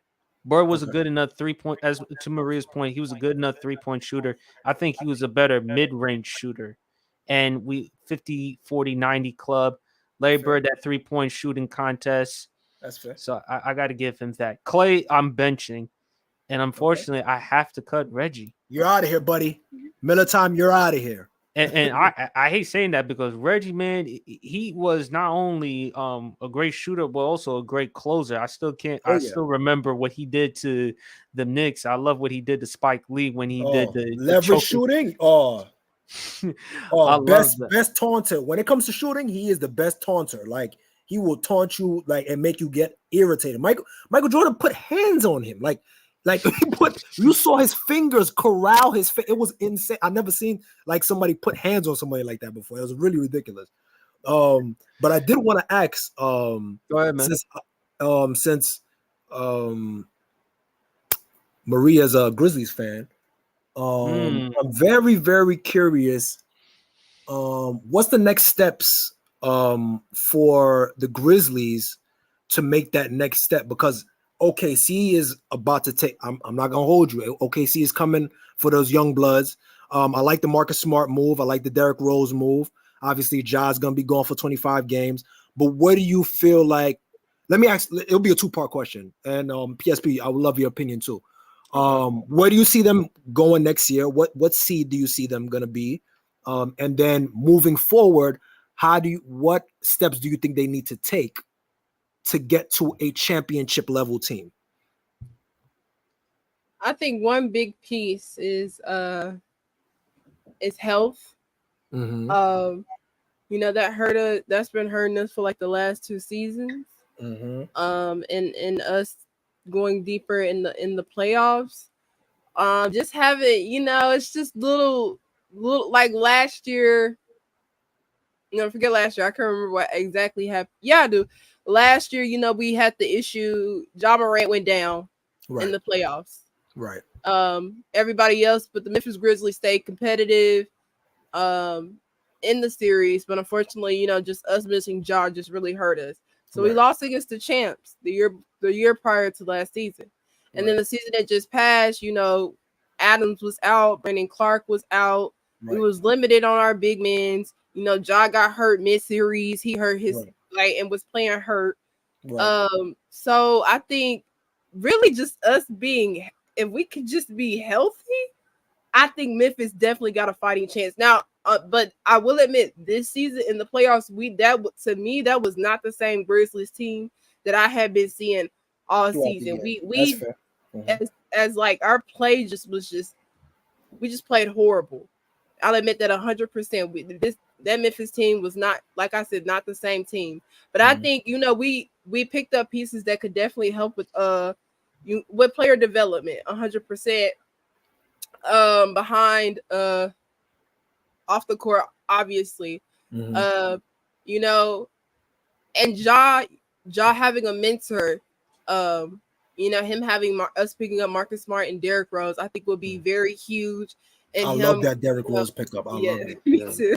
Me too. Agreed. Love it too. Will be very huge for him as a player. And then, we got better defensively adding Marcus Smart. So we got better defensively as a team adding Marcus Smart. So now we got 2 deep points on our team. If Jaren Jackson could just learn to play, I'm not saying he got to learn to play a 5, but I would love it if Jaren Jackson could really just continue to dominate the paint, because that opens up him playing the 5 definitely opens up your offense. It does, but I don't want to put him in a position where he's uncomfortable playing. So if he don't want to play the 5, they don't make him play the 5. But we just got to make sure he get majority, that he just trying to be dominant in the paint. Like that's really big, because he did that against AD in the playoffs, and it was him and AD was going back and forth, trading buckets in the paint. So if they was definitely putting on the show. I agree with that. Yeah, definitely in one of them games. Both of them was literally going back and forth in the inside. So if we could just get Jaren to play his role in the paint and obviously continue to be a defensive threat, that would help us a ton. Adding Marcus Smart on the defensive end is going to help us a ton. Getting Ja back in the correct mental space will help us. And, just staying healthy. Us missing Adams, one of the best rebounding bigs in the league, hurt us. Right. And us missing our backup, our backup big Brandon Clark, that hurt us. He was a huge person when it came to like Ja Morant and the lob threats, and we really missed that. But yeah, I really want to say right now it's just health, because I feel like with the pieces that we picked up, if we could just stay healthy with this team, we could definitely make some noise up in the Western Conference Finals. Okay.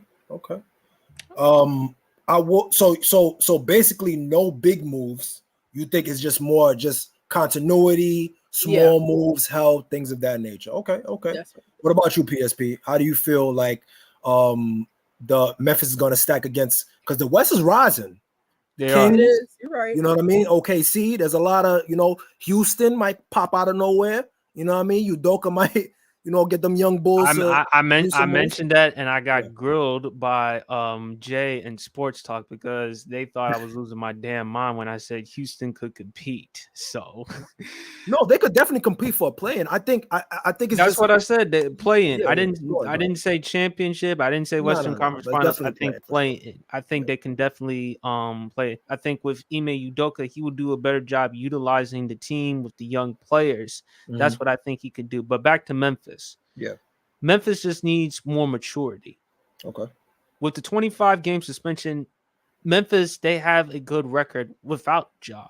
So I think they'll be just fine. They still have Jared Jackson there. They still have Steven Adams there. They still got some good pieces to the table. So as long as you have that culture, as long as you have what it takes, I think you'll just be fine. I love that Marcus Smart and Derrick Rose can be great mentors on and off the court. The best comparison for John Morant, other than Russell Westbrook, is Derrick Rose in terms of the explosion. I think it's we're watching the updated version of it. It's literally mirror image. I don't think he's as. I apologize, my fault, PSP. I didn't mean to cut you off, but I think the reason why it's such a great fit for him is because they are so similar. Because Russell Westbrook was kind of built like a tank, and he's a little bit stronger, has a football mentality. But Ja and Derrick Rose, I mean, Ja's smaller than Derrick Rose coming out of college. So for me, Derrick Rose is about 6'3", 6'2", 190-ish. So even and Ja plays just as, if not more, like high flying. He's risky when he's in the air. He's trying to. At least D Rose was kind of go up and under. Ja's trying to dunk on stop. Hold on. Ja, stop trying to dunk on everybody. We get it. You can poster people. You don't got to do it no more, brother. Just lay the ball up now. Just lay it up. Just lay it up. But go anyway, ahead, I got my boy Brandon from the Block podcast. Context. The reason why I brought Brandon on the podcast is because he said, you said something about Trevor Lawrence being better than Justin Herbert, which he didn't take too well. Brandon, can you hear us? And what are your thoughts? I just gotta hear what Context had to say about it. Like, why you think he's better? So hear me out, B. To me, I think that Trevor Lawrence has a little bit more poise when he throws compared to Justin Herbert. I think hold on. I think the Jags didn't have the enough pieces to highlight his talent. I think Herbert has been blessed with a little bit more talent around him. So it definitely helps out. But from what I can see, he does when he throws the ball, he throws like a catchable ball. Don't get me wrong, Herbert throws catchable balls too, but I feel like he has a bit of a Brett Favre approach to it, where he will try to fit the ball into tight windows or windows that might not really be there in certain occasions. Now, I'm gonna say this. I did watch more of Trevor Lawrence than I did of Justin Herbert. So my assessment might change this year. You get what I'm saying? But for so far, from what I've seen from high school, I've been watching Trevor Lawrence since high school. So I might have it might be a little bit biased, but I think like Trevor Lawrence, although he doesn't have the same arm strength as Justin Herbert, I think the talent, putting it on the money, throwing a catchable ball, throwing his guys in stride, coming back under pressure, poise, throw interceptions, but still be able to make touchdowns afterwards. I just see like I think he gets it as an NFL quarterback. I think he gets it. Justin Herbert, I don't know. I just don't know yet. I need to see more. So talent wise, you think Trevor's better than Herbert, talent wise? Overall, by Mhm. That is so crazy. Wait. Time out. Yeah. Time out. This is the dude who thinks Trevor Lawrence is better than Justin Herbert. This is the dude. Yes. Yeah. Okay. So, in Trevor Lawrence's first year compared to Justin Herbert's first year, like what? Like Well, no. where do you? Yeah, go ahead. So, and that's why I said like it's a tough thing to gauge, and that's why I say it very loosely. It's a tough thing to gauge because I feel like the pieces around Justin Herbert, he has more pieces around him, so it's going to. I mean, when you got a guy like Keenan Allen, I mean, to me, I think Keenan Allen is a dog. You know what I mean? Austin Eckler, But Keenan Mike Allen, Williams, huh? What was that? but Keenan Allen is like I would say, but Keenan Allen ain't like a top 10 receiver in the league. How like he used to. Like Keenan Allen, he can still put up productive numbers, but Keenan Allen ain't like a top 10 receiver how he used to no more. Plus, Keenan Allen is always hurt. No, that's why I agree with you. That's why I said like for me, those guys definitely need to stay healthy for me to see more out of Justin Herbert. But like I said too, I'm saying it too I'm probably coming from a bias view because I saw more Trevor Lawrence than I did watch Justin Herbert. But to me, Justin Herbert gives me more of a Brett Favre vibe versus Trevor Lawrence, who's a little bit more poised. I feel like Justin Herbert has the arm talent and he believes in his arm a little bit too much and has that gunslinger approach. Could be coaching philosophy that he wants to push the ball down the rock, things of that nature, fit things into tight holes. But I think he has that Brett Favre kind of mentality when he throws the ball, where he's throwing like, you know what I mean, versus Trevor Lawrence, who has more touch, has a little bit, to me, probably a little bit more accurate in the short and the mid. But obviously, I think Herbert has more arm strength. I think he definitely has more arm strength. Brandon, you want to add on to that before I? And it's not stats. I'm not going by stats, fellas. Like this one, this is like he's not going by this. He's not going this by is pure stats like at all. an He's eye going by thing, eye like watching test. it on film and things of that nature. Nah, that's insane. Like if you look Bro, at eye test, you can clearly see Herbert's better when it comes to eye test. Like here's where I will play, agree. bro. Here's where I will agree with context. I think in clutch situations, I think Lawrence is better than Herbert. I think context, you and I we would agree with. Yeah, in those situations, like poise. That's why I'm equating to like poise in Right. that factor too. You dig what I'm saying? Like, don't get me wrong. Like I said, I don't know. Saw him. Yeah, go ahead. Go ahead, Kenny. I wouldn't say that because I almost saw like Justin Herbert pull off that comeback against the Raiders last. I believe that was like 2 seasons ago. So I feel like when it comes to the clutch gene, I feel like when it comes to the clutch gene, I give it to T Law, Kenny. And the reason why I give it to T Law over Herbert is because there's been times in Justin Herbert's career he's come close against Patrick Mahomes. No shame losing to Mahomes. No shame losing to Andy Reid and the team. But there are times, not only what I saw from the NFL, but also at his time in Oregon, there were some games in clutch situations where I just really wasn't that impressed. And Brandon, I know you get mad at that 27-point comeback against the Chargers. Yes, two things could be true. Yeah, no, I'm talking about the game against the Chargers. Two things could be true. Trevor Lawrence was awful the first half of the game. He threw 3-4 interceptions. Right. We agree there. But for him to pull off that 27-point comeback, that says something, considering the fact when you're this young. Yes, his first year in the NFL, he was awful. Right. But I won't take away from that. Right. He was awful. But at the same time, he wasn't doing anything when you have Urban Meyer as the head coach. And why you got an upgrade from him to Doug Peterson. Right. The best way I think Trevor Lawrence could definitely be in that top 5 conversation. He's going to have an MVP caliber season. Now, I believe Jacksonville, they're going to win the division because I don't trust Tennessee, even with DeAndre Hopkins there. I don't trust Ryan Tannehill. Kenny, you damn sure don't trust Ryan Tannehill.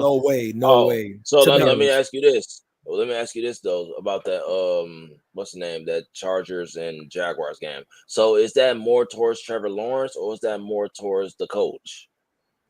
In terms of the comeback? Yeah. I think it's both. Doug Peterson is a winning champion. He was a Super Bowl champion, and he, by the way, does come from the Andy Reid coaching tree. Mm-hmm. Andy Reid coaching tree. I'm still mad Eric Bieniemy can't get a head coaching job, but that's a story for another day. I'm glad he's with the Commanders. But it does tell about the head coach that you have, but it also tells you about Trevor Lawrence. Remember, Trevor Lawrence, he wasn't just the number one overall pick. Draft experts said this was the best quarterback coming out of college since Andrew Luck. In context, the best comparison, even though I felt like too many times with Trevor Lawrence with Andrew Luck, I wouldn't go that far. But after that game, I could start to understand why. Because Andrew Luck, remember his second playoff game against the Kansas City Chiefs? Mm-hmm. He was awful the first half. Yes. Yeah. And he came back and win that game. It was a 28-point comeback. And when you do the way that he win the way that he did, even though he was ugly the first half, but still you cannot discount what he did in the second half and how he was able to overcome that. Mm-hmm. Brandon, I will say this with Justin Herbert, he will be better. Not just because of the contract, he will be better because of Kellen Moore, the offensive coordinator. If you could do some things with Dak Prescott, you can certainly do some things with Justin Herbert because he's the superior quarterback. And I think Kellen Moore, at some point, we got to talk about him getting a head coaching job. But I also understand where you and a lot of people alluded to, yes, the Chargers, Brandon Staley's still there. I still don't understand why he's the head coach, but you let go of the offensive coordinator. Beyond me. Makes no sense, but it tells you how cheap the Chargers organization is. Mm-hmm. And with Justin Herbert, with his new contract, and I said this, Brandon, and bear with me, I'm afraid he's going to be an afterthought because of the division that he plays for, because of Patrick Mahomes. Mahomes ain't going anywhere. Yeah. He's going to be there for the next decade or so. And unfortunately, how's he going to win a Super Bowl in that conference, let alone in that division? If he were in the NFC, he would have a higher chance of competing and coming out and winning for a Super Bowl as opposed to the AFC. You got Mahomes, you got Burrow, you got Allen. Now you got Aaron Rodgers in the mix. Lamar got his money. So it's going to be hard for Herbert to come out of the AFC because I don't know when's the last time the Chargers have been to a Super Bowl. They haven't been to a conference championship I don't think game. they haven't been the whole thing.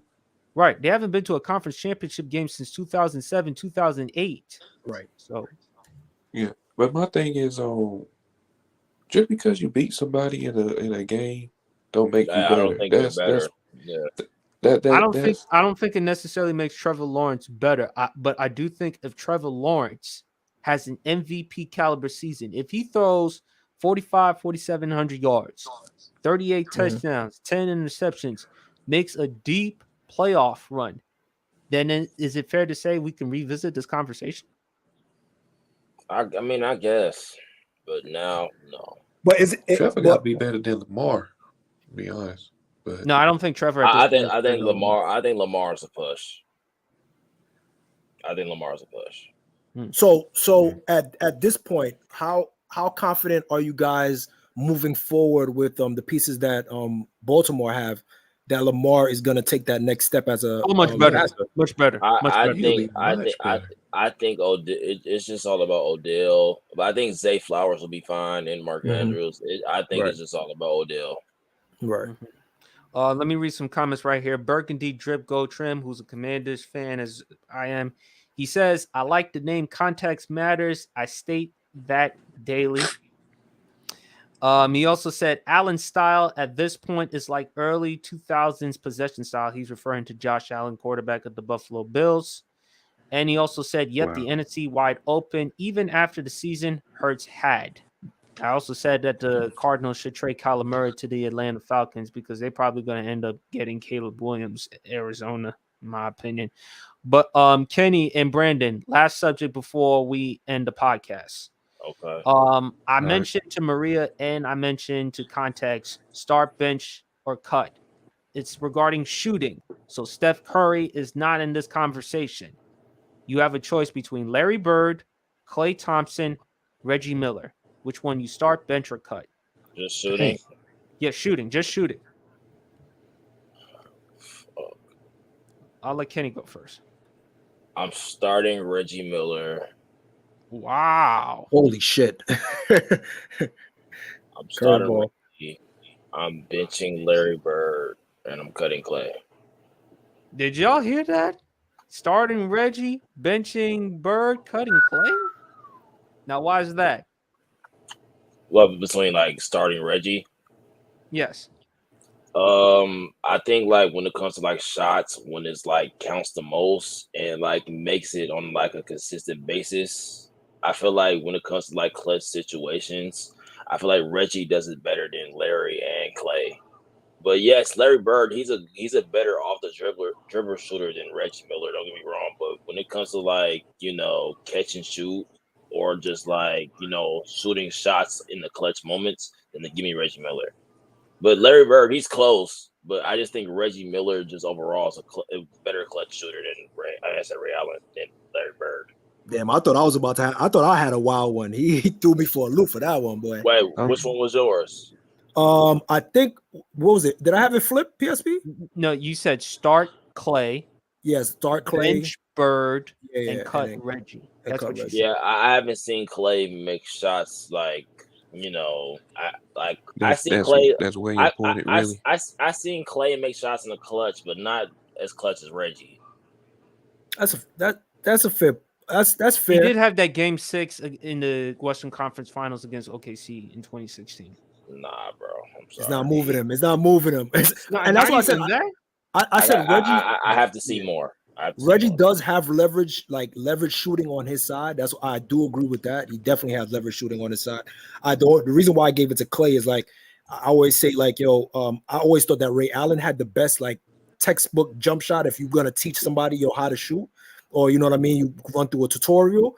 But Clay, I think, surpassed him in terms of like textbook jump shot coming off the curl. You know what I mean, like 1-2 dribble pull up. Like I think he has the most tech. If you want to look at a form, that's the perfect way to go. You know what I mean? Like everything's on the money, balance, doesn't change. Like he doesn't have to kick out his legs. You don't got to do no like crazy tactics to get extra foul shots compared to Reggie Miller. But I'm not mad at the leverage shooting. I mean, high pressure. I ain't mad at that. I ain't gonna lie. I thought you was gonna mention Ray Allen because if you would have said Ray Allen, my answer would have been completely different. Oh, okay. Then it would have a different conversation. This conversation would be completely different. All right, Brandon, what says you, man? Start, bench, or cut? I'm starting Larry. I'm benching Reggie. I'm cutting Clay. Oh, shit. So that's me and Brandon's order, but like it's different. Yeah. Why's that, Brandon? I think Larry Bird was just a better shooter than all of them. Klay Thompson, I'm cutting because he was like one of the greatest shooters to ever play the game. But like when it comes to clutch situations, like Larry was just better and Reggie was just better. That's tough. And I think they just shoot. Yeah, I think they just shoot better. Okay, let me ask this. Did Clay's recent performance after the ACL, with the Lakers and stuff like that, has that put a bad taste in y'all mouth? Like, does that make y'all look him any less than that? You know what I mean? Or is just y'all always thought that before you saw the ACL tear, would you have said the same thing? I didn't have like before the ACL injury. I didn't have. Well, I had Clay in my top 5. He just was never like top 2 range. Copy. Yeah, he was never top 2, top 3. Same thing for you, B. Okay. Yeah, I never thought Clay was a better shooter than Ray Allen, Reggie, or Larry Bird. I had him right at 5. Okay, that's a fair point. At least you're consistent. I can respect that. I do got a question though before we do my 4 PSP. That's all good. Yeah. As a question to the whole panel. If you could, is a 2-part question. In the NBA, if you could be one of the GM jobs, who would it be? And if you could be one of the coaches, and it can't be the same thing, you can't be the GM and the coach of the same team, who would it be? Like for a team? Yeah. So like the team that's right now, like after you see everybody has made their moves already, who would you want to be like the GM or the coach for the next 5 years moving forward? Shoot. I It's do like would- OKC. I would love to be the GM for OKC's team because they got some. Oh nice yeah, young pieces. definitely. It's between the Lakers. I'm not even trying to be biased because that's my team. You're being biased. You're being I'm not, biased, bro. I'm not, bro. I'm not, bro. Like dead ass. Like I feel like I could make better moves than Rob Pelinka as a GM. That's a fair Like point. Like dead ass. It's Drafting a right-handed D'Lo and then signing D'Lo is kind of crazy, but whatever. That's neither here nor there. that bro. No, Rob Pelinka. I like the team, but Right. some of the moves he made, like Head scratcher. re-signing D'Angelo Russell made no sense to me. Like that, like bro, we have too many guards on the team first and foremost, and then you want to develop Cam Reddish at that, and then we re-sign Austin Reeves, and we It's have like, and then how we many have- people's going to be in the mid-range at this point? Like, what's That's what I'm going saying. on? Like, Everybody bro, can be in the mid-range? we don't need. If anything, if I'm the Lakers, I would wait till free agency. Well, see if D'Lo does well, Mm. and then I would trade to get like another big man. Mm. That's what I would do. Fair point. And that might be a move. That might be a future move. Either that, or it's either the Lakers or the Knicks. Okay. Is that because you're from New York? No, I'm not from New York. I'm from Chicago. Oh, you're from Chicago. Okay. Why the Knicks? I think the reason why I want to be the GM of the Knicks, like right now, I would move on from Julius Randle, and I would first off, I would have never, I would have never traded Obi Toppin. Bad move. I think that was the Knicks' biggest mistake was trading Obi Toppin because he actually has potential of being an all-star caliber player. He's going to wild out in Indiana. And if I'm the Knicks, I would have kept Obi. I would have kept RJ because he's still young. Mm-hmm. You have Brunson. If I'm the Knicks, I'd damn near trade for like fucking Dame or some shit like that. Mm. So yeah, because I feel like that will bring a lot of attention to New York, and I just feel like that will bring New York basketball back as a whole if they went after another star. You're trying to become a superstar. I respect that. That's an internet. If you can make the Knicks work, you become an international superstar at that point. Bro, I'm telling you, I will be an amazing manager for the Knicks, bro. Only thing I disagree with Kenny, I felt like with the Knicks, they should have drafted Tyrese Halliburton instead of Obi Toppin because they needed a point guard at that point. Because how many forwards could you possibly need? You need a point guard production at that time in the draft. I understand that, but at the same time, I don't know. I just like Obi's game. He can shoot. He's athletic. You could develop him to, I won't say like a rim protector, but you could develop him. In Indiana, they're going to maximize his potential, especially with Rick Carlisle as the head coach. Yeah, so he's going to look like, my fault to cut you off, Kenny, but he on Indiana, and I was actually going to say that's I would love to coach them for the next 5 years because the opportunity that they have the opportunity to play like Phoenix. They have the opportunity to play like Phoenix Suns back when Steve Nash was running around, going crazy, throwing alley-oops, throwing backdoor dimes. You got a guy, Miles Turner, that's active as a big man. You got Obi Toppin who could play. He at this point he could play like Shawn Marion. You know what I mean? So you got a guy. You got Benedict Mathurin who could end up. He could shoot, but he also can cut. You know what I mean? Like you got Nembhard, you got a whole bunch of guys. You got Buddy Hield, who's a sniper. Like that team, the potential is through the roof for coaching. I think that's a coaching dream. Like I think Rick Carlisle is gonna get in his bag. One more thing about the Knicks, y'all not gonna like this, but I don't care. If I'm the Knicks, I will fire Tom Thibodeau. Yes. No, I hate to say this, but that's the truth. I would but fire that's the Tom truth Thibodeau because he runs players under the ground, man. That's what he's known for doing. He ruined Derrick Rose's career. It's sad to say that, but he ruined his career. Well, hold on, Kenny. I got to get you on solo layout. What did you say that what Thibodeau did to Derrick Rose? He ruined Derrick Rose's career. He ruined it.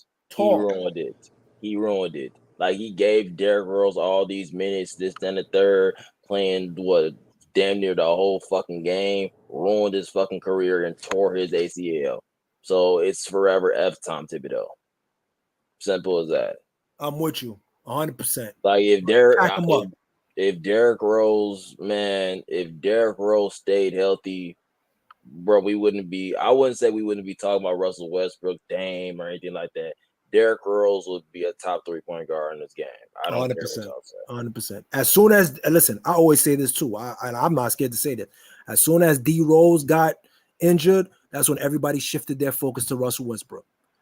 Before then, ain't nobody was talking. There was fans that love Russ, but it was crickets. They weren't fucking like D Rose was just on a whole nother level, bro. A different level. It was like fast forward times 10. And I be trying to tell Brandon this, bro. Like, bro, prime Derrick Rose and like before the injuries, bro, that motherfucker was different, bro. Like athleticism. Like, I never seen somebody move like that. I never saw somebody move like that in my life. Life. He was the truth. He was the truth. And unfortunately, man, do you think it will cost him the Hall of Fame? I still think he'll get in because again, it's the Naismith. It's the Naismith Hall of Fame. So I don't think that would, everything into consideration. I don't think that would really affect him, bro. He's the youngest MVP ever. No. I thought about it. No, I thought about it long and hard. Will it keep him from the Hall of Fame? No, I still think he'll get in. But I look at it as a tragedy. Will he be first ballot though? That's the question. Will he be first ballot? I don't think he'll be first ballot. I think Russ will be first ballot before him because of longevity. Yeah. But Derrick Rose, man, that was a tragedy, man. That was 100%. Wait, was Tracy McGrady a first ballot Hall of Famer? T-Mac? Yeah, I mean, he was very athletic. He can. Yeah, he was. Yeah, he got it the first time. He got it the first time around. If Tracy McGrady is a first ballot Hall of Famer, why then not? For sure. Yeah. Why not Derrick Rose? Derrick Rose was an MVP. Tracy McGrady never won MVP. So, Tracy McGrady never went far as the number one option. Derrick Rose at least went to a conference finals. Exactly. So if Tracy McGrady can be a first ballot Hall of Famer, so can Derrick Rose. That's a fair point. All right, Brandon, what's your if you are the GM for which team and the head coach for which team, who would it be and why, Brandon? I know for GM, I want to be the GM for the Nets, the Brooklyn Nets. Hey, I fuck with you, Brandon. Yes, sir. Fix us. I'm dying in Brooklyn right now. Because I'm gonna put some pieces around that man, Mikal Bridges, who's a top 20 player in the league next season. Talk. Better than Jaylen Brown. You heard it here first. He's better than Jaylen Brown. Yes, he is. Yes, he is. Brandon, I promise you, he's better. Mikal Bridges is better than Jaylen Brown. The reason why I say that, my fault, Brandon, I didn't want to cut you off. But the reason why I think that is because I think Mikal Bridges understands who he is as a basketball player. I think coming out of the Villanova system, coming through that program, I think he's being developed the right way. I think he's poised. I think he understands his role. I don't think he does more than what he can. And I think he's going to develop. The more his game develops, the more he's going to outshine. He's a dog on defense, can shoot if he's efficient, he takes whatever you give to him, and he doesn't overdo it. And the more he adds onto his bag, the potential just grows and grows. To me, I think Jaylen Brown is capped off. I said it here, man. Y'all can fight me if y'all want. Wow. I've never heard that before. I want to say that's crazy. Only problem, Brandon, you're gonna have to deal with if you're the GM of Brooklyn. You're gonna have to deal with Ben Simmons. Oh, I'm trading him. Well, I'm gonna release him. Nobody wants him. I'm gonna release him. Oh my God. $35 million. That's a lot of money. You're gonna have to. Sure is. And the head coach, what do you want to be, Brandon? Oh, head coach. Yeah. Remember, you can't be on the GM and the head coach on the same team. I ain't gonna lie. I'll say Philly, maybe. Yeah, I'll say Philly. I can coach better than Doc Rivers. Well, Nick Nurse is there now. Nick Nurse is there now, though. So. I'm pretty sure anybody can coach better than. Oh, Nick Nurse there now. Yeah, Nick Nurse there now. So we gotta wait and see. Either that or the Spurs. For me, W pick. I would love to be the GM of the OKC, the Thunder. I like some of the young options with Shea. Chet got to stay healthy. I like Josh Giddey a lot. Head coach though, that's a tough one. Head coach. You can say Phoenix if you want. You can say Phoenix. I was gonna say Houston. I like I like the young. I like Houston's young core. I do Yes. too. I mean, I like working with the young cores. As long as you got talent with the young cores, and as long as you got potential, it can make it. I think Ime He got Udoka is going to potential do a now. good job. I think Udoka is going to do a good job. And when I say compete, folks, I'm talking about playing. I'm not talking conference finals. Right. Calm down with that. Play You in tournament. Play in tournament. gotta And I ask don't want to Okay, be taken okay. out of context. Play in tournament, which context you agreed with me there. No. I listen. I think they can. The only issue that I do have with that team is that you got a lot of guys. You have a lot of 2s and 3s, right? And you got to kind of have establish how you're gonna have the rotation and the minutes, right? Like to me, I think Amen Thompson can play the 3. I would try that out and see like how he plays with Van Fleet, how he plays with Jalen Green. I wouldn't make it separate. Obviously, you want to start Jalen Green and you're gonna start Dylan Brooks. I think it's probably gonna be you're gonna start probably Van Fleet, Jalen Green, Brooks, and then the 4 you're gonna start Jabari Smith. And in the 5, you're starting Sengun, right? And you're gonna have Amen Thompson, Eason, and those guys coming off the bench, right? So I think it's just yeah. Oh, go ahead, bro. Oh no, I was just saying like that's what you kind of have to do. You kind of have to figure out the minutes and how they're gonna mesh well. Mixing because Van Fleet's gonna get his shots, right? How can you convince the young guys, give them incentive to play hard? You dig what I'm saying? Like Udoka gotta have to, give these young guys purpose, so that way they're gonna play good in their role and accept their role. You know what I mean? So how he's gonna get into that, and I think the minutes and the rotation is gonna play a big part into that. I think they should also move on from Kevin Porter Jr. 100%. You don't need him. You have too much talent. You have too much young talent anyway, and I think it's best if he goes somewhere. But if you get rid of Kevin Porter, where would you put him? I'm trying to think because OKC don't need a guard. They got Shea. You still keep him in the West? I would keep him in the West or like somewhere in the East. Who's the Nets point guard? Cam Thomas for right now. Yeah, bro, I would put him on the Nets. I don't mind that. If you put him on if I put him on the Nets, what I would do, to be fair, is I would keep Ben Simmons though. I would too. No, I would keep him, and then because to me, I think he shot. If I'm not mistaken, I think he shot like 39% from catch and shoot. So KPJ is a good catch and shoot player, but if you got to turn him into a scorer. And I think if he gets his shots, he'll be more committed on the defensive side, and that would be a tough lineup like KPJ, Mikal, Cam Johnson, Ben Simmons, and Claxton. That's what I mean. That's a viable. You know what I mean? Like you see the vision. Yeah, I'm with you. I'm walking with you. I don't know if I want to put Ben Simmons and Nick Claxton on the same court together because both of them, they're just offensive liability. Yeah, I would. Their defense be elite though. The defense would be elite. The defense would be elite. I agree with J-Rob there, but where I disagree with J-Rob and where I totally agree with Gabe, offensively they would be flawed. And Ben Simmons and Nick Claxton, the two of them combined, they're not even at 100% at the free throw line.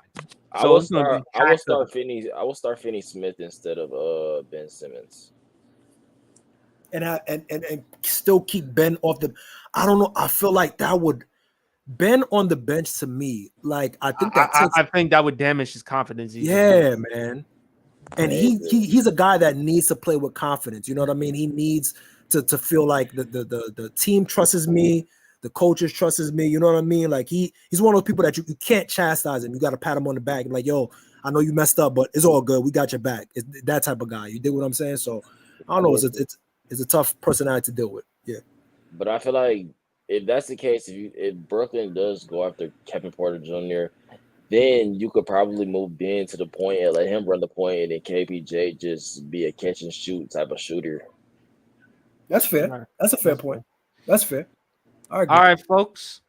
that concludes the end of the Sports PSP podcast. I will Appreciate- say this. Let me say this. Hold on, my fault, PSP. Kevin Durant's not top 5. I will say this. Oh, Let me say Lord. this. Another team that I would love to be the GM for, and maybe the coach. Okay, I don't know which one yet. Detroit. I think Yeah, Detroit. I agree. Cade Cunningham coming back from injury, Jaden Ivey, Monty Williams. I think he's going to do a good job with that team. So that's why I would want to, because I think Monty's a good coach. So I would rather be the GM. But go ahead, PSP. My fault. Brandon I don't agree. understand how much I mess with Cade, bro. I fuck with Cade so much, bro. I talk about Cade heavy, bro. That boy cold. He's cold. Yeah, he definitely cool. He I think definitely Cade. is. Can't wait to see him ball. I think Cade could be better than Shea. Mm. Hot take. I think he's better. Yo, deep. listen. No, I no, might give walk off him the a- ledge with give- you on that one. I give might him- walk off the ledge with you with give- that one. give That's not Cade- bad. Give Cade a couple more years, bro. I'm telling you, because Cade can shoot, Cade can play make, bro. He's a Cade better can- defender than Shea. Bro, Cade can do everything, bro. Give him a couple more years. I said, listen, a lot of people don't like this, but to me, play style wise, I don't know about if production is going to be there, especially with that team. They got a lot of scores, they got a lot of guys. They don't need K to play and put up a lot of points. But as far as play style, scoring wise, reminds me of Luka. Very methodical, gets his spots, can't bump him off, can finish with either hand, decent Crafty. enough shooter, Very very crafty. practical. Yes, very, very practical. But he plays with this like quickness and burst that's unconventional. You get what I mean? And, Like and crafty. You And see the crafty. vision. You see the vision. See the Yeah. vision. I Yeah, think yeah. I think if Cade balls out this year, he'll definitely be in the conversation for most improved player of the Yes. year. So Agreed. he'll definitely do Agreed. that. Well, Hey. fellas, that concludes the rest of the episode. I appreciate everyone for hopping on. Context, Brandon from the block, Kenny DR, Dev, and Maria. Context, man, let them know where to follow you if you don't have a social media, but you're always more than welcome to hop on the pod anytime you can, man. Yeah, so like I said, I'm getting my socials together because I'm about to, start really getting active with the sports thing. But y'all gonna see me. I always pop out. I always support my brothers, man, especially PSP. Brandon, I gotta come and chop it up with you, man. We could get the football in going. For sure. So For sure. I'm with that for sure. But you already know, y'all know where to find me. I'm at your mother's house if y'all need me. Yeah, though, but I'm at y'all now. You know what I mean. You know what I mean. Nah, we know what you mean. Hey, you stay in New York? Yeah. I'm from New York. I got family down there, so. Hell yeah. Kenny, you Fine, from fine. Chicago? Hey, listen, man, I'm always active, Chicago. man. Whenever you out here, let me know, man, for sure. Oh, I thought you were from LA, but nah, that's cool though. Nah, I ain't from LA. I wish. Kenny, man, where to follow you, my man? Hey man, go follow me on TikTok, Kenny.Dior, roll to 100K. I haven't really been posting like that, but I'm gonna get back active. Go follow me on Instagram, say with my TikTok, Kenny.Dior. And hey man, let's get it. And Brandon from the block, man, where to follow you at, man?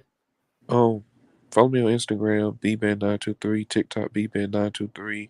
Throwdown podcast coming back on Monday.